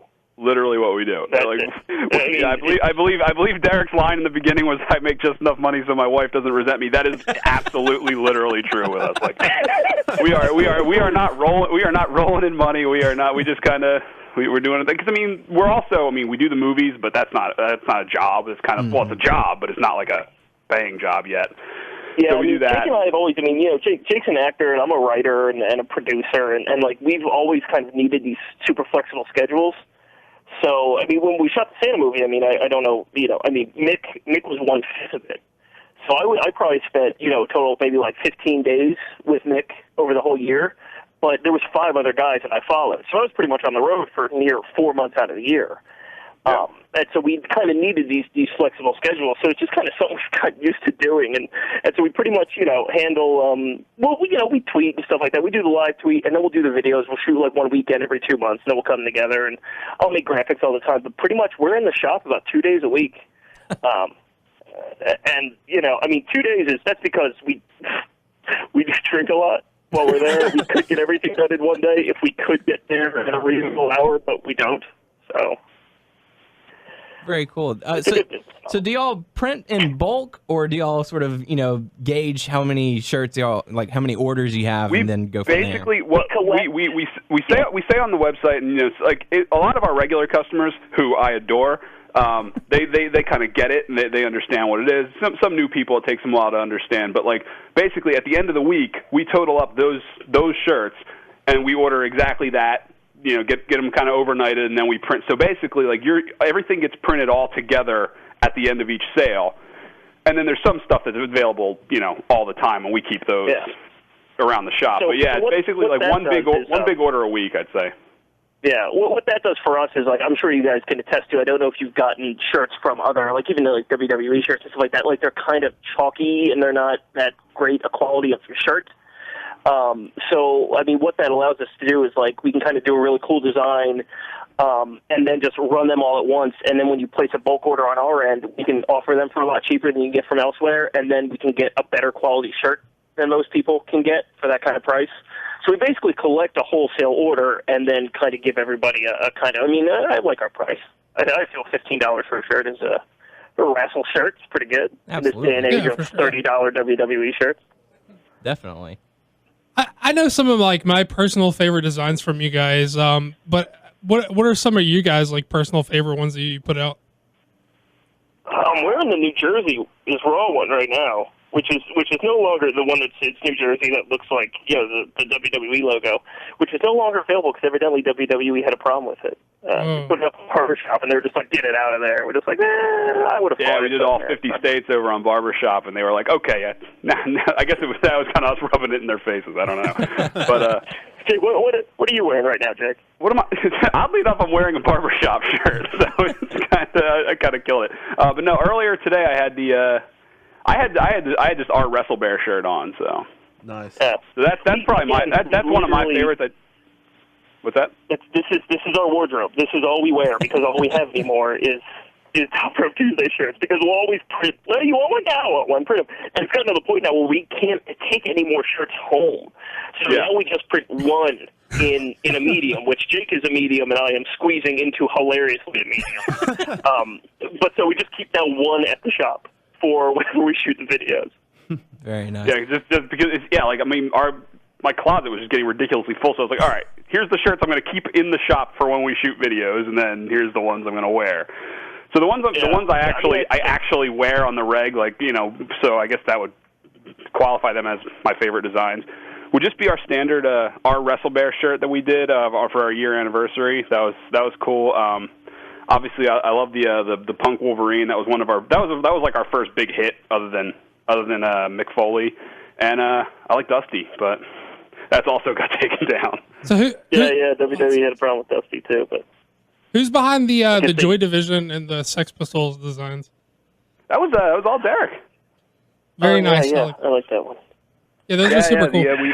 We came up with the Indies Ramones one, and that was a big hit. And we were like, all right. I'm a huge punk rock fan. Like I'm always trying to figure out how we can work like a Clash logo or something like that in. And then Derek came up with that one. I was like, yes, do that. You got to get to him before Ultraman is black because he's going to take all the fucking punk bands. I know. Yeah, that's part of my closet. I've got his Bad Brains shirt. I've got his Black Flag shirt. I have a Jake's closet. Nice. Yeah. So you guys, I actually asked that on Twitter one time and nobody guessed it. I asked what wrestler I personally, not made by us, I own the most merch of, and it was Ultraman is Black. I've got an absurd amount of his stuff. I've got his every color he's released of the Jawbreaker, when it pains a Roar shirt, I have every color he's released. So I have an insanely amount of UMB as well. Awesome. Yeah, I don't have those on your nice chairs in your living room. You have a little thing draped over the back. I have Ultraman is Black Rudo rally towels on my chairs and everything. It's just Nice. Very cool. Well, I gotta ask, and this is not related to you guys, but I did see you guys live tweeting the "You Only Live Twice." So, what did you guys think of the return show? I enjoy. I was impressed with the quality of the feed compared to the last show. To this one was awesome. They definitely stepped that up. I liked their arena setup. It was bizarre seeing such a huge, deep crowd for a Chikara show. Right. And then even on commentary, they were talking about they're just we're not used to being 20 rows away from the action. But no, I dug it a lot. I liked. I thought I almost left the house because the feed ended. Did you watch the whole? We were actually at a con in Houston, and I actually watched the replay as soon as I got back, so I didn't see it live. Yeah, I was my girlfriend's hounding me to go do something, and I was like, all right, I'm done. I'll go take the train, and I'm halfway out the door, and I just I hear oh, we're not off the air yet, and I turn around and I just see that whole big ridiculous ending. Yeah, I thought I don't think it's either their fault. I think they were both just kind of tired and in an awkward position, but that was a pretty weak finish to the title match. I didn't even think the Chikara special was even locked in that strong. I was just kind of ugh. Yeah, I think they said afterwards Icarus had a concussion in the match. I guess. Yeah, and that's the thing. They both looked beat, and they just he was just in an awkward position on him, and it would have been more awkward if he repositioned himself. So right. I totally get why they just went for the finish. But yeah, no, it was good. It was good. I liked it a lot. I'm just so happy to see them back. Yeah, it was very cool. Well, as t-shirt makers, I'm going to ask you about it. Worker Ants gear, best gear ever, or what? Like the new like. I always there's a place in my heart for the classic worker ant where he just got to like wheel out a briefcase and everything. Like I just thought, I was like, it's the 9 to 5 like in the rat race worker ant, and then he comes out like full blown like construction, black. I thought those things were lighting up for a second, but they were just kind of shiny. But yeah, no, I dug it. I like new worker ant. Super cool. Yeah. Sorry, I didn't mean to hijack with the Chikara thought. No. We were on another podcast a while ago, and I just kept going off on Chikara tangents because they keep asking us about like our personal taste in music, and I just kept talking about Chikara. So nice. Yeah. Very cool. Go ahead. But kind of going back to your Russell Bear T-shirts and stuff like that. I absolutely love the one that I got. Your logo is the bear and wearing the singlet. It's you can alter it in so many different ways. Where did you guys come up with the idea for the bear? That was when we were just sitting down with Jake. Said we were writing that list of 52 shirt designs we were trying to come up with. We're just like, all right, well, I mean, we need a mascot, I guess, and I'm just like, I don't know, I guess we just animals, I guess, I don't know, like a bear with like a singlet, like a wrestle bear, and Jake's like, that's as good as we're going to get. Just make it. I think we were preparing for the fact that like we wanted to have like a logo, like a recognizable logo. Like, it can't just always just be the words Top Rope Tuesday. There's got to be kind of something we can put on stickers, something we could put on a T-shirt, and like places like T-Fury have like the bird, like Derek said. It's just kind of, I guess it's usually an animal, and so he put a singlet on a bear, just like he just kind of whipped it up real quick, while we were at work one day. I was like, yep, that's it. Very nice. Keeping it simple and just and it works. Yeah. Like ours is a luchador mask. We don't waste time getting things right. We just say this is the way it is, and people can like it or not. Yeah. Basically, if we can like crack each other up within like 5 minutes of creating something, we're just like, all right, yeah, that'll work. So like we sort of like made Wrestle Bear, and then we just kind of like both started doing like, because Wrestle Bear's got like a whole voice and speech pattern, and we just started making up things Wrestle Bear would say, and we were like, yeah, this is good. Well, Wrestle Bear is a Canadian black bear, so he's there will be a short featuring Wrestle Bear. Oh, very nice. That'll be coming out. So he's a very polite gentleman. But he will bite your fucking face off. Well, I'm not sure if you guys are aware or not, but Tyler has the nickname "Don't Call Me a Bear" because last name is A Bear, and that's a great last name. Yeah, I fell in love when I first saw the Wrestle Bear. I was like, oh my gosh, I gotta get this. Yeah. Oh man, A Bear. That's not gonna do you any favors. If you're wearing a Wrestle Bear shirt. Hey, if you don't want to be called a bear. Oh yeah, I know, but I guess since my name, I've taken to it. I like stuff with bears now. Yeah, right. You got to own it. You got to own it before somebody else can give you any hell for it. Hey, I like A Bear because that's a good last name. Yeah, we're gonna change it from now on. It's just a bear. A Bear. Does Tyler get 10%? Archibald Bear. I don't know. Much like how Big E lost his last name and Cesaro lost his first name. It's just A Bear from now on. Just A Bear. Yeah.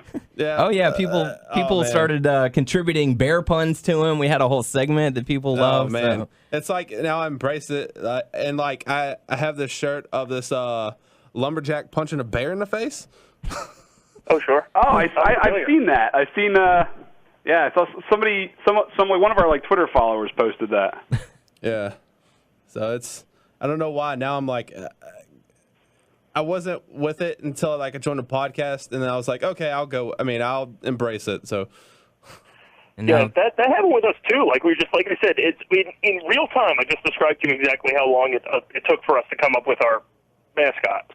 And since then, you can see the long ornament that we painted the singlet on. That's in the shorts, and there's like a bunch of other like just bear. I was in Portland the weekend and I filmed this awesome painting a bear in a suit, and now that's Rockefeller Bear, and we're gonna hang that up in the office, and that is gonna be Wrestle Bear's great grandfather. So we're trying to create there's bear stuff everywhere around now.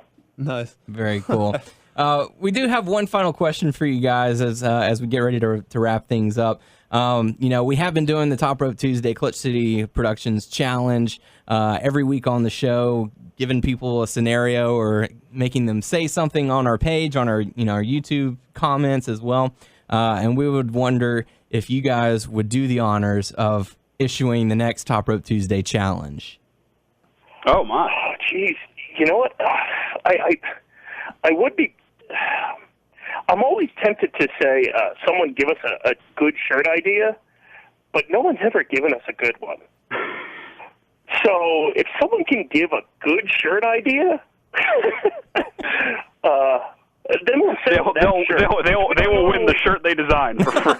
Yeah, we'll give them two. We'll give them the one, and then whenever we get around to printing the good shirt, but it has to be good. We're not just going to take the best of the worst. Like, they got to give us something good. Okay, that sounds like a good challenge. Create your own idea for Top Rope Tuesday, and we'll get it to you guys to check out. And if any of them are acceptable to your high standards, or worthy, then they will be the proud recipient of that Top Rope Tuesday t-shirt. We have high standards, as if we haven't put out shirts that have stunk. we've had some failures, but. But now our standards are high. Deal with it. Yeah. Highlight the positives, forget the negatives. Yes. Come on, guys. But for all of your Top Rope Tuesday needs, go to topropetuesday.com. Follow you guys at Top Rope Tuesday on Twitter. Check them out on YouTube by searching Top Rope Tuesday. Hilarious videos. You're fucking up if you're not watching the YouTube show. Yeah, very good stuff. Please give our best to a young man. He won't appreciate it. Yeah, he won't appreciate it. Like, I know. We'll let him know. Such a dick. But Jake and Derek, it has certainly been a pleasure. We certainly appreciate you guys taking some time out of your day to come on the show. Thanks a lot, guys. Yeah, thanks for having me. You. And we'll catch you all later. All right. And now, Total Divas with Doug and Tyler. Mostly Doug. No wonder we call you fat on Twitter. Shut up! I have to say, I feel like a real diva. You are a grown-ass woman. Hi. Don't point to me. Yeah, I'm the only one who watched Total Divas this week. Oh, there you go. So I think it's the first time for me to do it by myself, right? And now, Total Divas with only Tyler. All right. Okay, so Maybe some Doug. Yeah, maybe some Doug. I gotta pee. Maybe. Yeah, pee. He's got to pee. Okay, so it starts back from last week where Doug P. DP. Nikki is leaving the house because she told her parents about, she was married, at 20 years old, and she got divorced at 23. And they showed the brother, he's outrageous and all that stuff. And they're leaving the house. And then, So it's picking up where it left off? yeah. Okay. So I may get parts mixed up in different times or whatever. So I'm just going to go through what I remember. Okay. Let's talk about the Bellas, man. Bellas, man. There was one point where was it? They're getting ready in New Orleans. WrestleMania is about to come up. And Brie is telling Nikki, hey, you need to get this stuff situated before my wedding. Like this, you need to tell John and all that stuff. Oh, because she... sorry, I keep on getting mixed up in my head. That's cool. Nikki finds John in backstage and wants to talk to him. So he's like, hey, what's up? Why'd you take me away from a little meeting or whatever? He's like, oh, I need to say something to you. And he's like, okay, what's up? And it's like, never mind. Well, you just pulled me aside. What's up? And she didn't really say that much. And it's like, well, I'll see you later. And then later on, they... Nikki and Brie are talking, and Brie's like, hey, you need to get this situated before my wedding because I don't want this drama going down at my wedding. And then someone from WWE calls Brie and Nikki. Sorry. It's calling Nikki and say, hey, you remember the opening credits for WrestleMania where they're like on the streets and stuff and there's a band going through, what's that street called? Bourbon. Well, they're getting certain people and she got picked. They want the Bellas, but Brie was like, I can't do this. I got all this stuff for the wedding. I have to go pick out a venue and all this stuff, and I'm going to do this. And then Nikki was like, really? You're going to do all that stuff? Like, we're going to this is WrestleMania. We should do this. And Brie's like, really? It's like, wedding's really important. And they're arguing back and forth. And she's like, well, your career is like, you won this. And she goes, wow, you're being a bitch. And she's like, I feel like, becoming a wife and having a family, that's more important than the WWE and all that stuff. Later on, fast forward, guess what? What? She puts that responsibility on her mom to go check out the places, and she skips up. She goes to New Orleans with Nikki to film all that crap. So that's weird, all that stuff, and them fighting and calling her a bitch, and then, change her mind. Guess what? We're going to New Orleans. More bitches. More bitches. So throughout the episode, she talks to John Cena 2 more times, but she could not tell him the truth. Like, John was like, so what's up? And, you've been acting weird. I know when you're lying. And she's like, well, she finally said something that was happening. Well, Brie is talking about, she's being nice. She wants to invite all Divas, but they're talking about Summer Rae, how they don't like Summer Rae and all that stuff. And that was another part that was happening with Summer Rae, because Nikki was actually getting pissed because she's like, well, I don't think we should invite Summer Rae. She's being a bitch and all that stuff. So there's the bitch again. Then, Nikki talks to Summer Rae for a while. And, when Summer Rae talks, I don't know if Doug feels this way. When Summer Rae talks to the girls, she's weird. I don't know if it's fake or not, but she just seems weird. But when she's talking to the camera, at the time where it's as a backdrop and they're talking to the camera, she seems normal. But when she's talking to the girls, it's I can't explain it, but it's just weird to me. You mean like her voice? How she reacts to the girls and how she talks. Like she's putting on a show? Yeah. Well, yeah, I think they all kind of. But I mean, it's a little different when more she talks so to the camera. Yeah. Yeah, I could see that. But she kind of broke down. She says, she was being a bitch. Because she knows all these people, is hating her, so she's trying to put on the show or whatever. But she broke down and started crying. And what was so funny, because Nikki's like, yeah, we're not going to invite you. Or no, Brie was like, we're not going to invite you. And even though she was crying, it's like, I did like the girl and all that stuff, but she still didn't say, hey, you're invited. She's just like, it's like, you need to get that's great that you had an emotional breakthrough, but you're still not coming. Yeah, pretty much. Well, it doesn't make them friends all of a sudden, just because they whatever.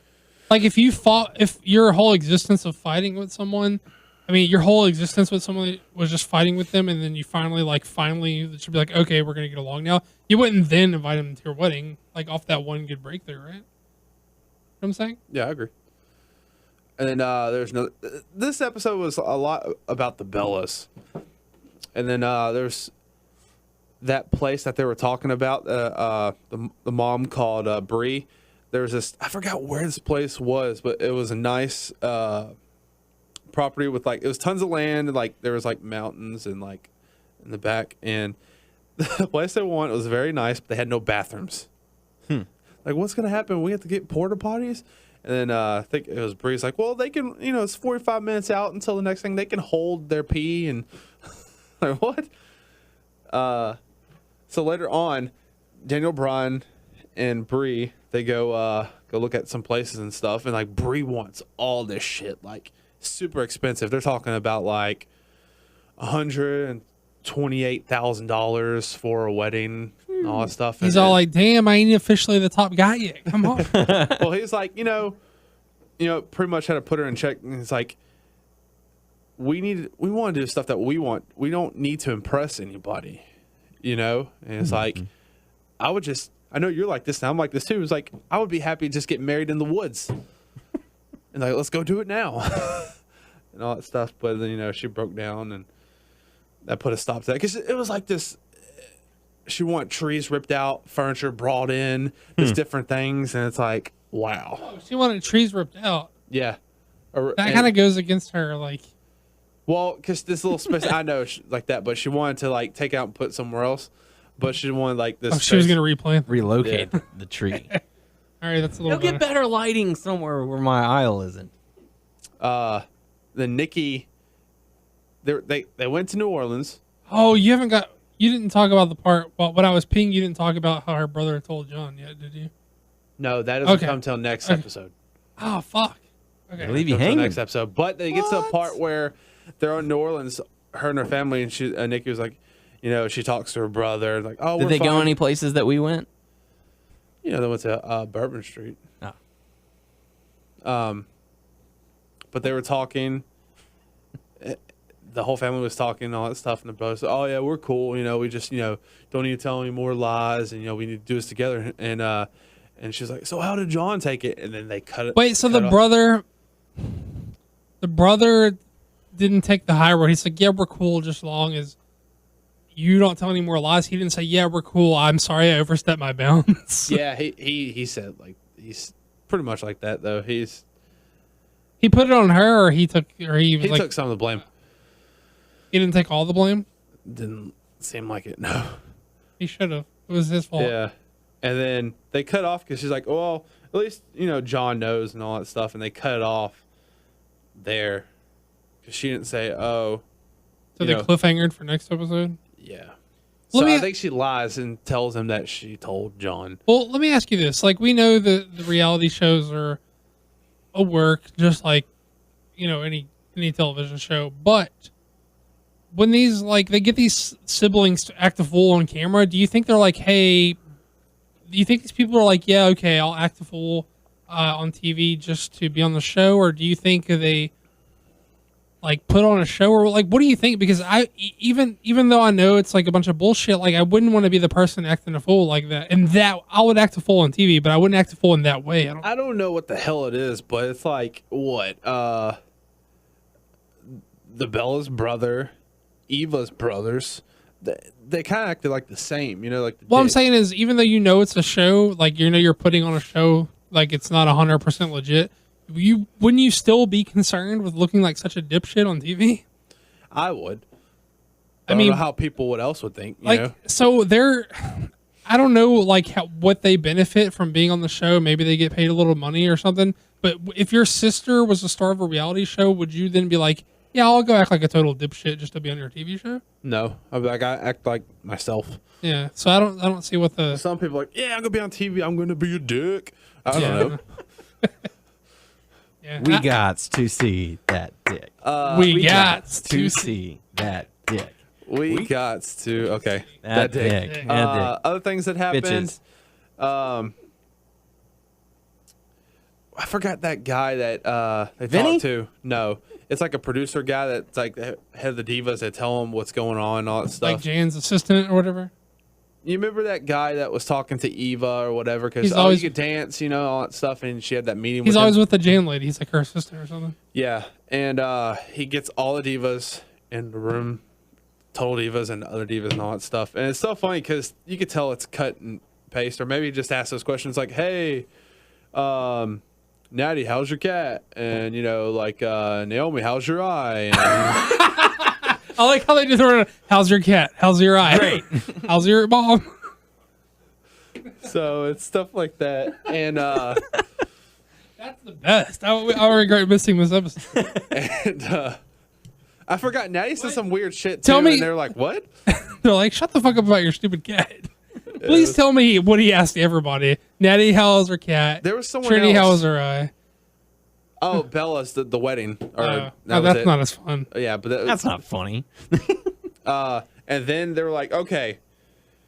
The guy was like, okay, well, since she deserves it, I gotta say, there's Summer Rae is gonna be in the next Marine film, whatever, with The Miz, and so everyone got give her a hug and stuff like that, or give her a clap or whatever. And Bree's like, yeah, she don't deserve it, or something like that. And she's in the background. Summer Rae's in the background with her face like this. It was hilarious. But they were there to say who's going to be at WrestleMania, fighting and all that stuff. Okay. But yeah. Am I missing anything else? I think that's pretty much it. I love the idea of them being in a room. The Jan's assistant dude saying, how's your cat? How's your eye? How's your wedding? Okay, you guys give it up for Summer Rae. She's going to be in the Marine 3. Everyone congratulate her, and then everyone be like, she don't deserve it. That's the best scenario possible. Yeah. Just at that tempo? Not even give them how's enough your cat? time to respond. How's your eye? Yeah. Everyone give it up for Summer Rae. She's going to be in the Marine 3. She don't deserve it. 4. Marine 4. with the Miz. She don't deserve it. In scene. And it's so funny because Summer Rae's like, oh yeah, WWE Studios has these big movies, and they show the Marine 1 with John Cena, and then the Marine 3 with Miz. Oh my God. What happened? I don't know why. I just found so And much. she's so super excited. This is like humongous. And I was like, They didn't show the second one? They didn't show Hear No Evil with Kane or whatever the fuck it is. Okay, we gotta give it up for Summer Rae. She's gonna be in See No Evil 2. She's gonna She die. don't deserve it. She don't deserve to die. She just deserves to die. So that's Anything? pretty much it. And then next episode, the brother tells John Cena, "Oh, you're pretty cool about hearing about Nikki was married before and blah blah blah." Yeah. All right. So, anything else for that? Girl, bye. Oh shit, girl, bye. And now, the Legends House. Give me a break. This Tony motherfucker bad. Legends never die. They just get better. Jimmy, I'm gonna kill you. Holy balls. And now it's time for Legends House. Hey, guess what? I watched it. Yay! Oh my God! High five on that one. Good stuff. I got high five myself because one was looking at me. Did you watch Legends House? No, I never watched it before. You don't deserve it. What was it? Fine, I'm just gonna sit in this fucking chair right here. Okay. One of my friends was supposed to go to the con with us, but he woke me up at 6:30. Bailed on you. Called me. He woke me Why up. do you wait? Why do you do it at 6:30 in the morning? I don't know, but I couldn't go back to sleep, so I was like, let me watch some Legends House. Yeah. In your spare time. Yeah. You know. Spare time. It's not like you wanted to be in the segment. And you're, I guess while I'm here. This is actually a good episode. Yeah? It was a good episode. It was very entertaining. LARPing. For those who do not know, live action role It starts play. out there just hanging out. What? The title, yes, thank you, Doug. The title is entitled not LARPING, it's LAARP. Yeah. Ing. That's So, hilarious. LARPing. So very good stuff. Very clever, I guess you could say. So yeah. They start out in the house and they see these like three nerdy guys come and are like dressed up like all weird and stuff. And Yeah. like, what is this? And they're like, what's her name? Ashley? Yeah. Oh, Ashley's been kidnapped. Before we really dive into it, I gotta say the thing that cracked me up the most about this is how reluctant these guys were originally to get into it. Yeah. Like these are guys who walk around in bathrobes and practically underwear to entertain crowds, saying "Believe what I'm doing." Yet whenever someone shows up and says, "Hey, we have to save the princess," they're like, "What a bunch of nerds!" It's one stage of entertainment versus another, and both are like weirdos. But they said that Ashley's been kidnapped and they had her shoe. The only thing that was left, the only thing that remained of Princess Ashley was her shoe. And Tony Atlas came unglued. He like, give me that lit shoe. up. He like no. He should. You should see his facial expressions, man. He was sniffing. He rubbed it on his dick. He rubbed it on his dick. Head. I mean, his eyes. Oh man, let me see that shoe. So they instantly hand it to was her. on his head, not his dick, but his head. Yeah, he puts it on his head and it's just sitting there. And he's like, "Nah, I don't know if any of y'all know this, but I'm a big fan of feet. I love women's feet. I love everything about a woman's feet. I love." And the guys know this, so they expect me to act a little goofy. So, I put the shoe on my head with no problem. I don't mind doing that. Lips, man. Yeah, I mean, he was heavy breathing, just, No, that's legit. He's serious. That's what he did. yeah. And it was really funny because after that, the guys were like, "Oh, hey, you can," or no, this was. Did they go to this? No, they went in the spa. That was later on. That was after LARPing. Or was it after? Was it? I don't know. LARPing was after. Yeah. They went to a place so they can get dressed and get costumes and stuff. Yeah. If I'm correct. Yes. Was First it they had dress to or weapons first. First they had to receive training on how to do it. Yeah. And then they were all given their weapons. Where Jimmy Hart's given a microphone stand / battle axe. Yeah, I have to say, like, I don't know. I don't know if it qualifies as LARPing because they're not actually role playing, but like at the con where they're just like in that little circle thing hitting each other with the styrofoam shit. Yeah. I just want to hit some people with the styrofoam shit. You should have. Yeah, next time the remind shit me to out do of you. that. Okay. Okay. That's all I wanted to hit say. some children. But it was funny because like Jimmy Hart had it was a megaphone, not a microphone. It was a megaphone staff. That's supposed to be like a hammer, but you know he's supposed to hold it in front of him and shout fear, and that causes the opponents to run away. So What you do I know, have to say again? yeah, he's like, well, hey, you know, this is great. I'm so used to a megaphone. I gotta say, Jimmy Hart and Roddy Piper are like my favorite in the show. I gotta say that. They are definitely out there. I thought you told me that your favorite was Tony Atlas because you share a foot fetish with him. Bare feet. So, but me and Gene Okerlund had the power of healing, and he had a staff that on the end was a microphone. You know, he's used a microphone. No, he actually doesn't say anything, but he just has to come up and tap someone with the staff, and they're instantly healed. You know, everyone had their specific weapons, and of course, Hacksaw got a 2x4. That was it. He didn't. It wasn't made into anything. Like Atlas got a bow, like a bow and arrow. No, I don't think It was like legit. you know, styrofoam kind of, yeah. But yeah, so they received their weapons, they received their training, and then they went to go get costumes. Yes, where guess what you think, Roddy Piper? What? Guess I can't talk. Guess what he wore? And come up to the microphone when you say it. Come up to the microphone. That is correct. He wore a kilt, and he put the face paint on one side, but it was blue this time, so at least he learned. So Jimmy Hart was in an Elvis costume, and he was like, "Oh, this is great. This is just like when I was in the ring, you know." Jimmy Hart needs to be on every season. And Pat Patterson tried to dress like a pimp. Yeah. I don't remember everyone else. There were some pretty interesting ones, and we got to hear "Holy Balls" from Mean Gene Okerlund again. Yeah, there was they go to this hill. Yeah, where the Battle Hill. Yeah, where she's over there, Ashley, and say, her hands are tied together, and what did Roddy Piper says, like, let's go get this bitch. Yeah. What cracked me up was like he was so reluctant to get into it, and then once all the people showed up for the battle to begin, he was like, "Let's kill these motherfuckers!" And just like ran into them, and like they were whenever he was, doing the training, they're like, you don't swing with full force, you tap them with it. I mean, he's going ballistic, not even looking where he's swinging, he's just swinging away. Oh, he didn't say that, but he did say bitch. He did say bitch. He was like, "Let's rescue this bitch." So, they were all fighting because there was like a lot of guys that were fighting. There's probably like 25, 30 guys they had to fight. And Jimmy Hart was in the background, and like he fell on a rock and like cut his knee. He went to go get some help because there were so many people. He had to go and get some help. Yeah, that's but what he tripped said. over a log and scraped his leg on a branch. And then he was running around going, "Fear, fear, fear, fear, fear."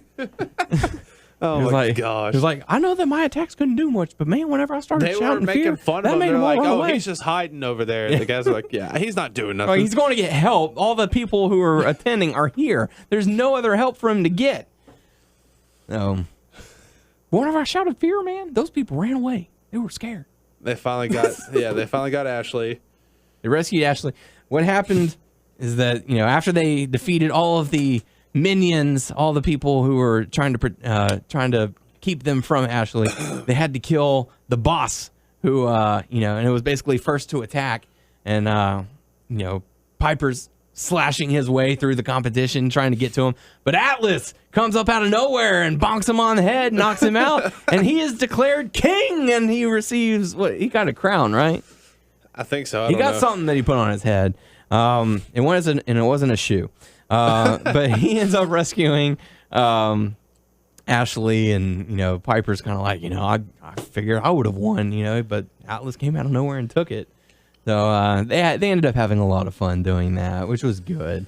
What happened after that? They go home, they rest, and then Yeah. I think Ashley comes in later on and was like, "Hey, since y'all saved me, I'll deserve a break or spa day." So they all go there, and it's like they have partners wherever like they're doing, like if it's the toes or like massage, it's really like two and two and two. Mm-hmm. Tony Atlas was like with Jim Duggan, right? Yeah. And his back was hurting. He was aching. It's like, oh, I need a massage first. And what they had to do stuff with the feet first. They were doing like manicure and pedicures and face steam baths and all that. He seemed like he was in bad shape, like he really needed it. And he was kind of griping. And then who was with Mean Gene? Okerlund, man, he's I don't know. He's a horn dog. Yeah, oh man. What I think he was trying to get like. He was trying to get a happy ending. Yeah, he was trying to get a happy ending. He was flirting with that girl. They're like, no, we don't do that here. Stop talking. But the thing that cracked me up is that Duggan made a little jab at Atlas about, oh, well, hey, maybe they can rub your feet while you're getting a massage. He's like, no, there's nothing on a guy that I like, not even the feet. It's strictly women only. I don't like any of that. So it was a pretty entertaining episode.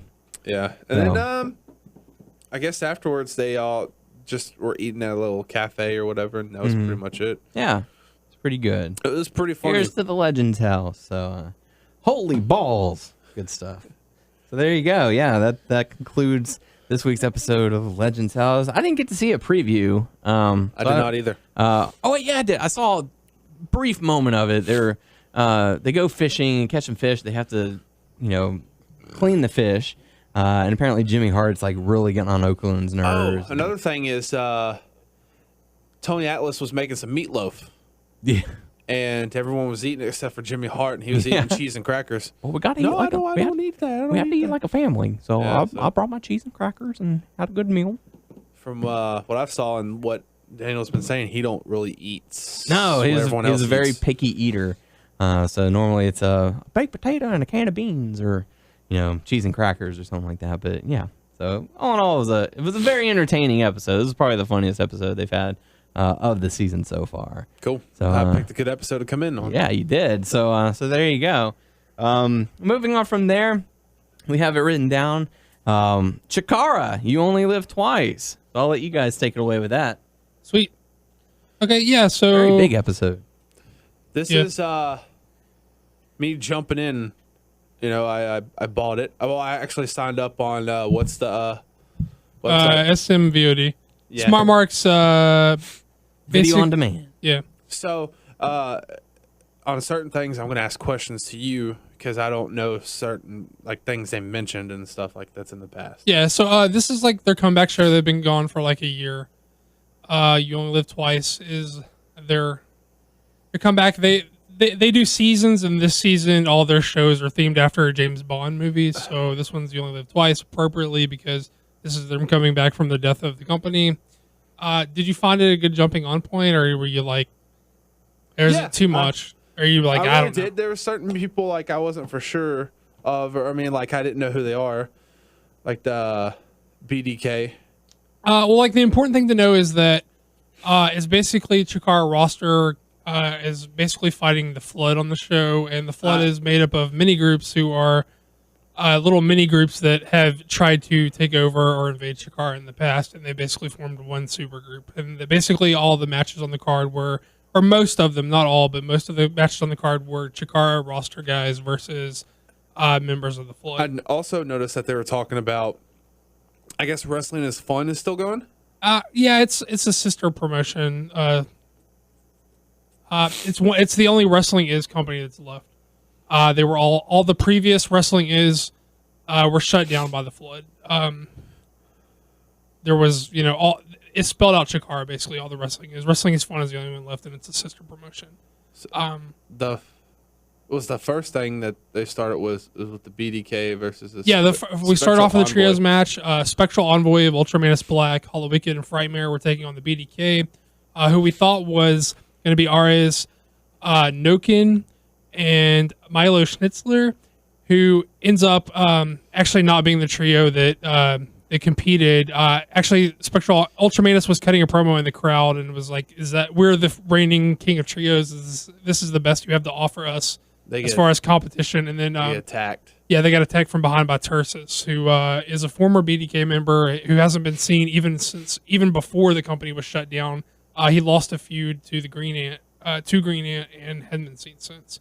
So Yeah, so BDK actually ended up winning. Kind of shady because, it was not the team that the Special Envoy thought they were going to be going So they weren't against. prepared for him. Yeah, so Tarsus and Noken and I guess Ares hit the Ragnarok, which is fucking sick. Which is Ragnarok is where like two They of the sort of- members got like one stands on the left, one stands on the right. They got the person by their arms, right? They basically like pick him up. The two huge motherfuckers pick him up like sort of in cross position, and Ares runs through and swings him over. And it's sort of like as if you push a swing and it goes over the top of the swing set the wrong way, and then hits down. That's sort of what it is. Yeah, it was pretty sick. The next we had the debuting. So what do you think of the match? I watched it so late that I can't. I don't even feel like commenting on match quality or anything. But I had a good time watching, and that's all that matters. I did too. I really thought like pretty much all the matches I've seen on the card were really, really good. There was nothing bad. I just I was up so late I couldn't really. I mean, not Like, a lot. I'm gonna for me, I'm just gonna point out things I like and stuff. Yeah, we're just gonna run through the card. So next we had debuting Smooth Sailing Ashley Remington versus Chuck Taylor. Well, hang on. Was it they debuted the owner? That's after this. Oh, it's after that. Okay, sorry. Smooth Sailing Ashley Remington, who is I'm not familiar with him. Well, this is the first match that I've seen. They did a series of vignettes leading up to Darkness Crabtree was killed off in one of the Wrestling is Funds, and they did a series of vignettes where he was actually his grandson, and he inherited his whatever money he had left over. But the basically the thing was he had to like uphold the image that he thought was becoming of him to get the money or whatever, because he was a guy called Dalton Castle, the Party Peacock, which I'm familiar with the name, but I've never seen him work before. So basically that's how they're basically explaining how he became Smooth Sailing Ashley Remington. He rented a yacht and quote unquote rented a yacht, and then that's how they got the show. But he won his debut match against Chuck Taylor, and his basically his valets like brought him out a gift basket to give to Chuck Taylor, who was kind of like, what the fuck at first, and then he was kind of like, oh, right on, thanks for the gift basket. So is Chuck Taylor a Rudo? He's a Rudo. But he acts like he's a Rudo at times, but he acts like he's with the crowd too. Well, he's a long-time Chikara roster member, and he was going to kind of get a favorable reaction no matter what because they're back, Yeah. But he was one of the, like himself and Eddie Kingston, neither guys were part of the Flood, but they're mostly considered Rudos this season because they didn't stand with Chikara, like to fight for it to get back. You remember the Ashes series where he was kind of like telling Icarus, like, fuck it, go get some more bookings, whatever is dead, whatever. So the guys who didn't stand with Chikara are considered Rudos now, and even the past Rudos like the Batiri who stood up for Chikara are kind of like Technicos because they stood up for the company. Which brings us nicely into our next match: Batiri versus Sin Bodhi, formerly Kizarny of WWE. And, they call him Kizarny throughout the whole thing. With the auditorium. So he's done stuff with Chikara and stuff before. Yeah. All these groups have been like past like guys. Past threats or past. I know who Sin Bodhi is. I didn't know who the other guys with him, with the silent guy, whatever they call him. That's Kefka the Quiet. The other guy's Oliver Grimsley. Versus the Batiri of Kobold and Oberian and Kodama. Basically, Bodhi just kicked them low, which is a foul, which is a DQ. And so they won, but not in any convincing fashion, and they were really looking to get their hands on him. Bodhi actually trained the Batiri for Ultramanus in a very long, crazy backstory, which we'll get into at another time if we have to. But basically, yeah. So none of the Chikara teams won. They were either cheated or basically got. Wait a minute. Batiri technically won, but on a foul. Like they didn't get their, but there was no resolve because they didn't get their hands on Bodhi. So I mean, it's not really that much of a victory. Yeah. They introduced the new owner. Yeah, God, I'm blanking. I don't know what his name is. Oh, I know his name. I can't believe I'm blanking on his name. But people were booing him at first, and then he said he loves this this company and all that stuff and what they stand for and all that stuff, and everyone was cheering for him and all that stuff. And then he announced Ambassador of Fun, Director of Fun, which is like Fun. Chikara's commissioner type sort of like authority role, director of fun, which was Mike Quackenbush. Why does he have the cane? Surgery on his leg. Oh, okay. Yeah. And Quack gave a really heartfelt speech about everyone sticking through them for the year, like when they've been gone, and how not just the roster guys are Chikara, how the fans are Chikara. And it was really kind of moving. And but yeah, he's the new director of fun. What was the next match? It was Jervis. Jervis Cottonbilly versus Juan Francisco de Coronado. They said that's his debut in Chikara, but he was in Wrestling is Fun. Yeah, he was in the Wrestling is Fun. He was in all the Wrestling is but he started in Fun, and that was his Chikara debut. He got the win with the German suplex. He won, right? I believe he won. He twisted Jervis and masks around, and he got the yes. The German you're totally suplex. correct on that. But yeah, Jervis is super over. The fans love him. Mm-hmm. He gave flowers to everyone. Yeah, it was great. Fun match. It was highly entertaining. It's just cool to like. I've heard about a lot of these guys and I've seen pictures of them, but it's just cool to see them wrestle. Anybody grab you like that you hadn't seen before? I mean, I know you know the Colony and shit like that, but anybody you were into who you haven't seen? Who was it? Oh, I've seen these guys, but I've never seen them wrestle. Was 3.0. 3.0? Okay, yeah, cool. 3.0. 3.0. They used to be 2.0, now they're 3.0. I don't know what it is. I guess this was his character, but Shane Matthews. Yeah. I like his character. That was the next match, right? Yes, it was. Yeah, there was a four-way or tag. How you say it? Tag team four-way. Yeah, it was a four-way. It was 3.0 versus the Throwbacks versus 17 and Deviant versus Jigsaw and Shard. Jigsaw and Shard. What was it? Pieces of Hate. Pieces of Hate. Pieces of Hate were the former Campeonatos de Parejas, which were the tag champs of Chikara before it shut down. They actually won the belts off 3.0 in the last show before they went dark. So that's kind of why they're in there. Throwbacks won the Tag World Grand Prix. That's how they got their spot. And the other guys are just Kikita members who are one of the many factions in the invading Flood faction. Yeah. The Throwbacks won, huh? Throwbacks did win. We're expecting a ruling from Quack. It was a good match. I was expecting Quack's supposed to give a ruling over what we're going to do for tag champs. We don't know yet. No points were in play in Chikara. Traditionally in Chikara, to get a tag shot, you got to get 3 points, which means you got to win 3 consecutive matches. Throwbacks would have had 2 points because they beat. Yeah, they didn't pin all 3. No, they just pinned 2. Throwbacks traditionally would have came out with 2 points out of this match, but we don't know because Quack hasn't made the ruling on what we're doing with the champs. Because Night Eye for Pirate Guy, which is a team, used to be in Chikara, is in the wrestling is universe as well. Their manager Kimberly actually bought the tag belts in the old auction when all the assets were getting auctioned. They were talking about that. Yeah, so they have possession of the belts, but they have never been the champs. And Pieces of Hate and 3.0. Pieces of Hate were the champs. 3.0 lost the belts to them on the last show, so that's kind of like a mishmash of like what's going to happen with these 3 teams. They were talking about how Jigsaw got buff since last time they saw him. He's always been cut, but he's always been like small, like Bruce Lee cut. You know what I mean? Like very defined, but small in frame. Also, Jolly Roger is his brother, and he's one of the people who has the tag belts and is not the actual champ. So Throwbacks win, they get 2 points. Or we don't know if they get any points. We don't know. What was the next match? Was it Colony next? Yeah. Whoa, wait. Feels like we're missing something. Yeah, we're missing something.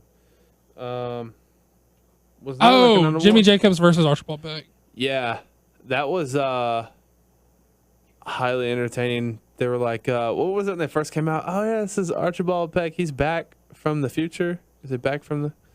Yeah, well, he's got his gimmick is he's a time traveler. Yeah. If you've seen the Ashes of Chikara series or the theatrical cut, he in 3.0 arrived to National Pro Wrestling Day in a DeLorean to help save the day, or at that time save the day. Well, save the day in general because Chikara came back. Basically, they time traveled to help out the team, and so he's Jimmy Jacobs is basically he debuted as part of the Flood at National Pro Wrestling Day. But he was the voice at that time. Yeah, he was the voice at that time, but it's clear that he's not the ultimate leader. There's clear that there's someone higher than him. He's even cut promos about how he's, there are people like, above him. And but as far as we know right now, he's the highest ranking member of the Flood that we've seen. They were definitely hitting each other. They're going back and forth, man. Yeah. Basically, I think there are a couple of guys in plague masks that follow Jimmy Jacobs around. Who one hit Archie with a shoe, and I think he hit like a springboard ace crusher for the finish. Yeah, springboard ace crusher after one of the. Basically, all the Rudo teams won by cheating.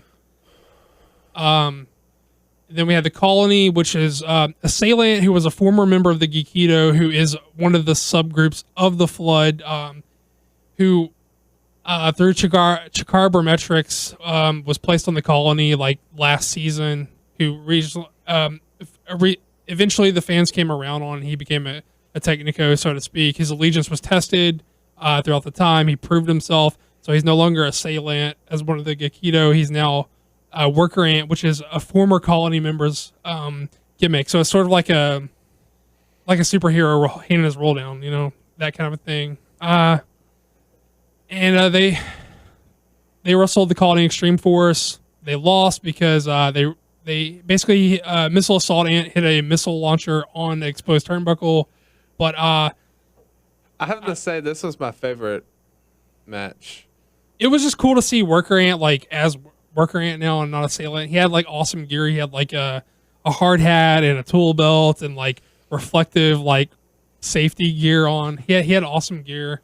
They've been wrestling together as a team for a long time now, but it's my first time to see the Extreme Force and all that stuff. It's just cool because you have what is it? Orbit Adventure, and Arctic Rescue and Missile Assault Ant. It's just so funny because when they're in the ring, they keep on saying their names and stuff. But there were some awesome moves in this match and all that stuff. And all these matches have a lot of backstory. Like BDK and Spectral Envoy feuded for a long time. This match had basically Wink Vavasour, who was the former director of Fun and also the son of the head of Tidor Conglomerate, which is a head of allegedly of the Flood. Basically, he took the Colony's King of Trios medallions and gave them retroactively, named the Colony Extreme Force the winners from 2000. I want to say 11. Yeah, 11. And so basically, they're fighting. They got their medals back because they lost, but they didn't lose convincingly. They just got screwed. The Colony ended up getting the medals. Yeah, they got their medals back. That's not Worker Ant's medal. It was Soldier Ants, and he was they put their medals on except for him. He was very careful to be this isn't mine. I'm not putting it on. This is Soldier's or whatever. Yeah. Main event was Icarus, who's been on a year-long quest to bring back Chikara from the depths of non-existence, versus Kingston, who was the former champ, the only grand champion in the history of Chikara. Still had possession of the belt because I guess Condor Security couldn't get away from him. Icarus calls him out saying, if you're the champ, but if you're going to be the face of this company, you weren't there when we needed you're saying the video packages before that they're both talking all that stuff. If you were going to be the face, then you should have been the one, not me.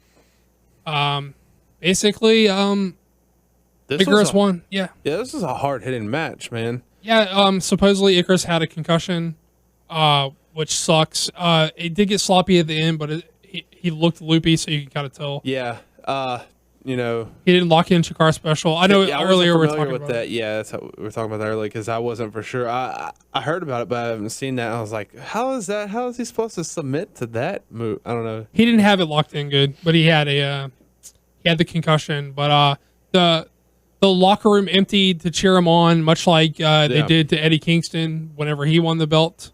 As in the celebration, everyone thought it was a good night. One of the Technicos finally won. Everyone's having a good time. Icarus they sort of cut the feed, but then we go back because the Flood is entering. There's some big guy comes in and holding two people allegedly the Titan of Teeter.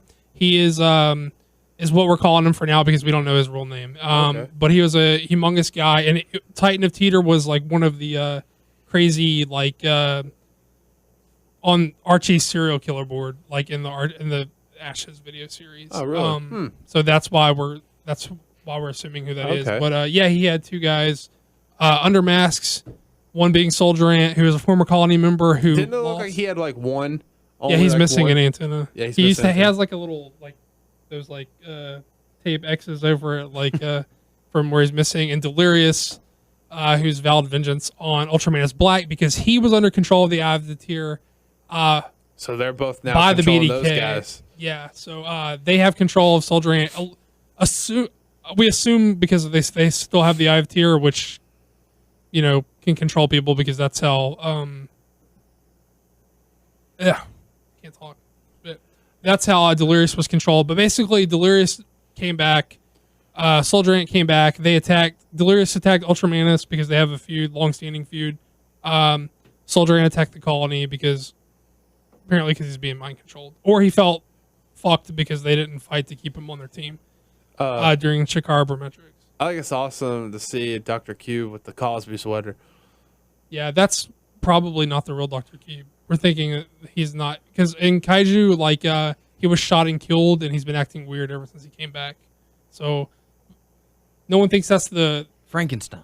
Yeah, no one thinks it's the same Cube. And basically, Kobold may have died. They may have killed off Kobold because the Titan of Teeter gave him a choke breaker and killed him. That's awesome because I've never even seen that before. It choke slams you onto his knee. But yeah, it was a crazy good show. I know we're kind of going through a lot. There's a lot of backstory to a lot of these matches that we didn't even touch on. I know Doug's talked a lot more, but I did watch it, and I'm gonna get more into it and learn. I mean, like my problem with is like I don't know how far to go with explaining because every one of these matches have like so much backstory to them. Well, that's fine. Crazy. I mean, we don't have forever to talk about it. Yeah, no, I think it was highly entertaining though. People need to jump on. I think they had like 1,500 people in the building, which was a record for them, and I think they had a lot of pay-per-view buys. So I think it's they announced King of Trios. Yeah, so there's other stuff that they played during in between the stuff like the Rudo Resurrection. Yeah, please game. go check out Rudo Resurrection on Kickstarter. There's only about 2 weeks left, and they're a long way away from funding, and I'd really like to see that game get funded. Just go look at it and see if it's something you'd be interested in. They also gave a rundown of what's been happening. Like when between Chikara dying and coming back. What Icarus has been doing. They gave a rundown on that. So yeah, good stuff. All right, thanks guys. One more thing. Didn't Icarus look like what's that old superhero? Who used to wear like a red suit and he had blonde hair. That's what it's meant to be. Yeah, the greatest American hero or whatever. That. Yeah, they have Chikara shirts made of like that logo, but it has the Chikara symbol in it instead of that. That's kind of how the whole thing was made after. Yeah, he's got the new gear because as a Rudo, he has this really awful back tattoo, and so that part of him being Rudo is him always showing his back tattoo to people because they're like, put your shirt back on. So as a Technico now, he wears something to cover it up. So that's part of his Technico-ness. Eddie Kingston beat the shit out of him. Yeah, he's talking about retiring. He posted something on Twitter about retiring. Damn. So yeah, I don't know. Hopefully not. Well, good stuff. Thank you very much, guys. Time to move into the hot topics. We've mentioned before about WWE being very kind and sending us some DVDs and Blu-rays to check out. They were kind enough to send us the recently released WWE Greatest Wrestling Factions on Blu-ray. So I got to check this Blu-ray out. I know you guys haven't gotten the chance yet, but it's really cool stuff. They go through all sorts of generations. They talk about the Fabulous Freebirds, Nation of Domination, Evolution, the Heenan family, Straight Edge Society, the Oddities. Yes, I was just throwing that out there. I believe so. I have to double check, but I think that they're on there. I got through the first disc, and I'm making my way through the second disc right now. but it's really cool because it's not a countdown. They're not saying who the best faction of all time is. It's a showcase, is what it is. It kicks things off with Degeneration X. They give a rundown about they probably give about 5 minutes where they talk about the faction. Well, that's good that they do that instead of a countdown, because I think the countdown thing is BS. It's like it depends on who's voting for these kind of things. Okay. But I like it because it's a showcase. It's just there to say, check out what's great about the factions. Okay. So they talk to different people about each faction. The impact that it had in the business. They talk about the WCW invasion and just all kinds of cool stuff. And then what they'll do is after they get done talking, they'll have a showcase match. Oh, okay. Wow. So that way you can kind of see how they work. Some of the matches I felt, it was an odd choice that they had for it. Like I would have gone with a different match, just me personally. Like I'm not sure who was in charge of picking the matches, but it felt like some of the matches were a little off. But like the Brood is on there. Just really cool stuff. The Nexus is in there.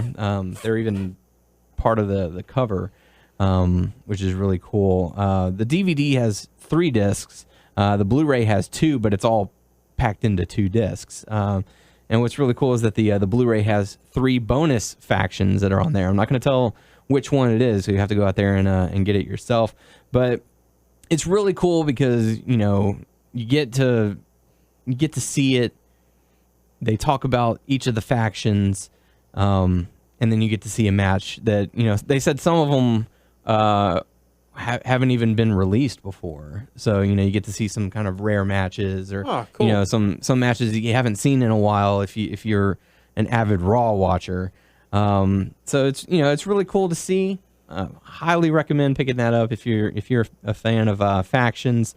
It just came out this past week, so luckily we were sent it in advance so we could check it out. And I'm sorry that I haven't gotten to get with you guys to sit down and watch it, but it's really cool. So we'll have to check it out one day. Yeah. They've also sent us WrestleMania 30, so we're gonna get to go through that. And they have tons of bonus features. They got the entire Hall of Fame and a lot more. So I'm really itching to see what all's on there. Since we were at WrestleMania, nice. So it's really cool that we got cool to see it on DVD. Yeah, because a different experience to watch it on TV than being there. So it's really cool. So thanks to WWE, thanks to Ben for hooking us up with that. Really cool stuff. And like I said, the WWE Greatest Wrestling Factions is available in stores right now. So go out there and pick it up. Can I just say really quick, just because it bothered me because I couldn't think of it then. Sure. The new owner of Chikara's name is Robbie Ellis. I just wanted to say it because I blanked on it when I was talking, and I just wanted to feel better about knowing I said it. So. Knowing that it's out there. So, okay. But for those of you who are fans of NXT TakeOver is going to be taking place this week. So, obviously this episode is going to be released on Thursday, so it'll be happening on Thursday night. But if you're listening to this after this, then you can go to the WWE Network and check it out. If you don't have the WWE Network, not really sure how you can stream it. Maybe we'll link it up to our Twitch account or something like that. We'll pass it along or something. Who knows? It's illegal as fuck. I don't know what you're talking about. You're gonna get us in all kinds of trouble. It's I'm live streaming what's on my Xbox. I'm playing a video game that's That's not a video game. I'm playing the new WWE 15 where you get to see Adrian Neville versus Tyson Kidd. I like how during Raw when they were talking about the Natalya versus Charlotte match, they're like, this is important because Ric Flair and Bret Hart are going to be there, not because they're wrestling. It's the family history, the family names. Right. It's important. Otherwise, not because of them, but their families, who they're related to. Well, it wasn't even that. It was just like it's important because Ric Flair is going to be in her corner and Bret Hart's going to be in her corner. So you got to see them and their interaction. So, last bit of Hot Topic news: Ring of Honor Supercard of Honor 8 now available on DVD. We happen to attend that event. Awesome card. I've already placed my order to get it. If you're a fan of Ring of Honor, if you're a fan of awesome matches, get that DVD. Really good stuff. So there you go. Time to move into the Q&A portion of the show. Your questions, our answers. First question comes to us from Thomas. Drop it low, son. Drop it low, son. Drop it low, son. Saying, as I gear up for my exams, I've been doing past paper questions, and I have just finished one discussing the ways Alfred Hitchcock manipulates audience responses in his 1958 crime thriller, Vertigo. First of all, I absolutely nailed that question. You know how I roll. Yeah, you did. But it's also gotten me thinking about films, and in particular, films being considered as art. So I thought I'd ask, have you seen any films that you consider to be works of art? And if so, what define them as artistic to you? And that's a tough question, I think. Well, all film is art. Yeah, it's all, you know. I mean, from the schlocky stuff to action films are art. It's just a lower brow art, but it's art the same. Yeah. Horror films are art. That's not a particular brand of art that I enjoy, but it's still art. I mean, all movies are art. Yeah. Okay. When you get a chance to talk to Noah about Napoleon Dynamite, that's art. He loves that art. So if you get a chance to do that. That's some next level blow your mind art shit right there. Yeah, absolutely. How about this? What would you consider a masterpiece of cinematic film? Oh, I don't know. Like, whenever I think artistic, I think of, like, too smart for me to understand. Well, like, okay, if someone were to say, Doug, in your opinion, what is the best movie of all time? I don't know. You don't know? I don't like best of all time questions in general. Or just best of all time. You know, when you think masterpiece film, what pops in your head? Just first movie that comes to mind. I don't know what I would consider a masterpiece. Okay. I don't know. Like, I don't know. I don't think that's necessarily what he's asking either, though. Well, no, but I'm kind of, I know. taking it and... Well, I mean, all movies are art, period. Some are good, some are bad, some are highbrow, some are lowbrow. Yeah. When I personally think artistic, I think smart or, like, clever or basic, maybe sometimes even stuff that's beyond my comprehension. Like, I don't know, like maybe like a film like Mulholland Drive where I'm like, I don't know what's happening. I don't know what the plot of this movie is. Right. I don't know. I have no basic like comprehension of what's happening here. Is makes no sense to me. I don't know. When I think, for whatever reason, when I think artistic, I think like too smart for me to get. I don't know why. I mean, I'm just throwing some bullshit out there because like film is art in general. Just like, oh yeah, like from my interpretation of the question is, you know, work of art, a masterpiece of cinematic film. For me, it would be The Shawshank Redemption. I think anyone who's ever watched that film can easily say, I would love to watch it again. If it's ever on TV, I always stop to watch it. It's just one of those movies that has stood the test of time, and you know, it's still one of those amazing films. Like Napoleon Dynamite. Not even we're close. But you know, I think it's just such a strong movie. That I would consider that a work of art, I guess. Anything that pops in your mind, Tyler? No, bitches. Tyler said Showgirls. Showgirls. Hey, there you go. Okay. Yeah. Have you seen Showgirls? Yeah. Okay, just making sure. With Elizabeth Hurley or Berkeley? No, yeah, her. Whatever. Jesse Spano. Jesse Spano. Yeah, I said that. I love Jesse Spano. She's all naked and stuff. Yeah, let's do it. Having freaky sex in the pool. That scene is so awkward. How did she not get like whiplash or something filming that scene? I don't know. Kids, don't watch that movie until you're watch it a little older. Final question. Kids these days are seeing way racier stuff than that already. Final question coming to us. That was racy to us. These kids are on the fucking internet, man. They've seen they've seen some obscene shit. Porn. Bitches. The internet is for porn. For porn. So final question coming to us just tonight. says internet.porn.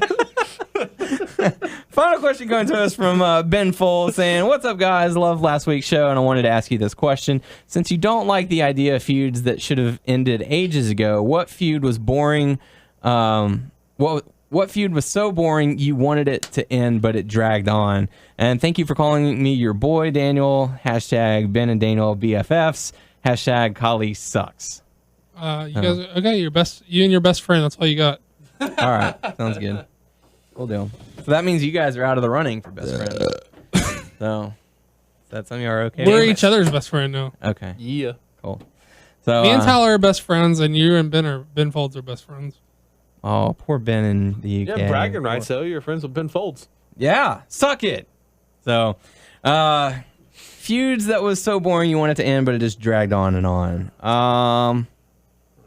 First one that came off the top of my head was the Santino, Emma, Fandango, and Summer Rae / Layla. That wasn't even all that long. It went too long for me personally. It's just, I mean, you can call me a hater. I wasn't a fan of it. So and it just kept going. It was the feud that never died. As far, I don't know. I can't really think of something else because I think I just blocked it out of my memory. Jericho and Punk was too long. Oh yeah, that was long. Jericho and Punk was way too long. Ugh. It was like, okay, we get it. It was not good. No. And you expect so much better from both of those guys that it was just like, what the fuck is this? I don't know. I wanted to say something between like they've had a feud many times. Khali and Batista. No. Khali and Undertaker. No. Like match of the year. Khali. No. It was either John Cena versus Batista or is it John Cena versus Khali? Randy Orton? Randy Orton. Orton and Cena had quite a long feud. I mean, it would die down for a while and then it would pick back up, and then it would die down and it would pick back up. But it lasted probably like 3 or 4 years.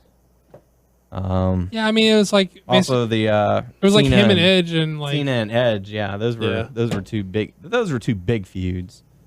I'm gonna eat so many tacos when we leave here. Yeah, I'm happy just thinking about it. Yeah. So there you go. Thanks for the question, Ben. Submit your question. What I say is the taco versus taco feud. Bitches. They'll end up in my stomach anyway. Yep. So there you go. Make sure to submit your questions on our YouTube page, WNS Video, also our Facebook page, WNS Podcast. Check us out on WrestlingNewsSource.com, WrestlingNewsSource.com on Facebook, and subscribe to us on iTunes by searching Wrestling News Source Podcast. I want a taco. Cool. Say the rest and you can go get a taco. Probably not. Now I can't stop thinking about tacos. If you want to taco us on taco. Yeah, we're on Twitter. I mean, we're on Stitcher. Beyond Pod and Player.fm. Just search Wrestling News Source. Taco and taco. Wrestling News Source Podcast or taco. Or taco. Yeah, big thanks to the Top Rope Tuesday guys. They're hilarious. We appreciate them coming on. Good stuff. They're giving you free t-shirts all the time, so go and support them. Absolutely. By liking and sharing and all that good stuff for them. Following. Anyway, main site's at WN Source. We are at WNS Podcast. Daniel, WNS_Daniel. Tyler _Abear. Whoop. And before we close out the show, in regards to the Top Rope Tuesday Challenge, for those who have listened this far, this is just a secret. For those who actually listen through the entire show, let's have it open to anyone, even if you're a past winner. Okay, yeah. Because you know there are a lot of creative guys out there who might have something who may have already won, and be like, well, crap, you know, this is something I could have dominated in. So because you're listening this far into the show, you can buy me a taco. You can buy Doug a taco, and you can also participate even if you're a past winner. So this will be the one exception where multiple, where past winners can win again. So best of luck to you. Go to their website and look at the kind of stuff they do. So great stuff. TopRopeTuesday.com. Follow them on Twitter. Top Rope Tuesday. Wrestle Bears. Cat is a dick. Young man. Go get snacks, young man. Such a dick. Go get snacks. So, there you go. For the podcast crew, I am Daniel here. I'm Tyler Abear. I'm Doug. Such a dick. And we will catch you all next week. Bitch.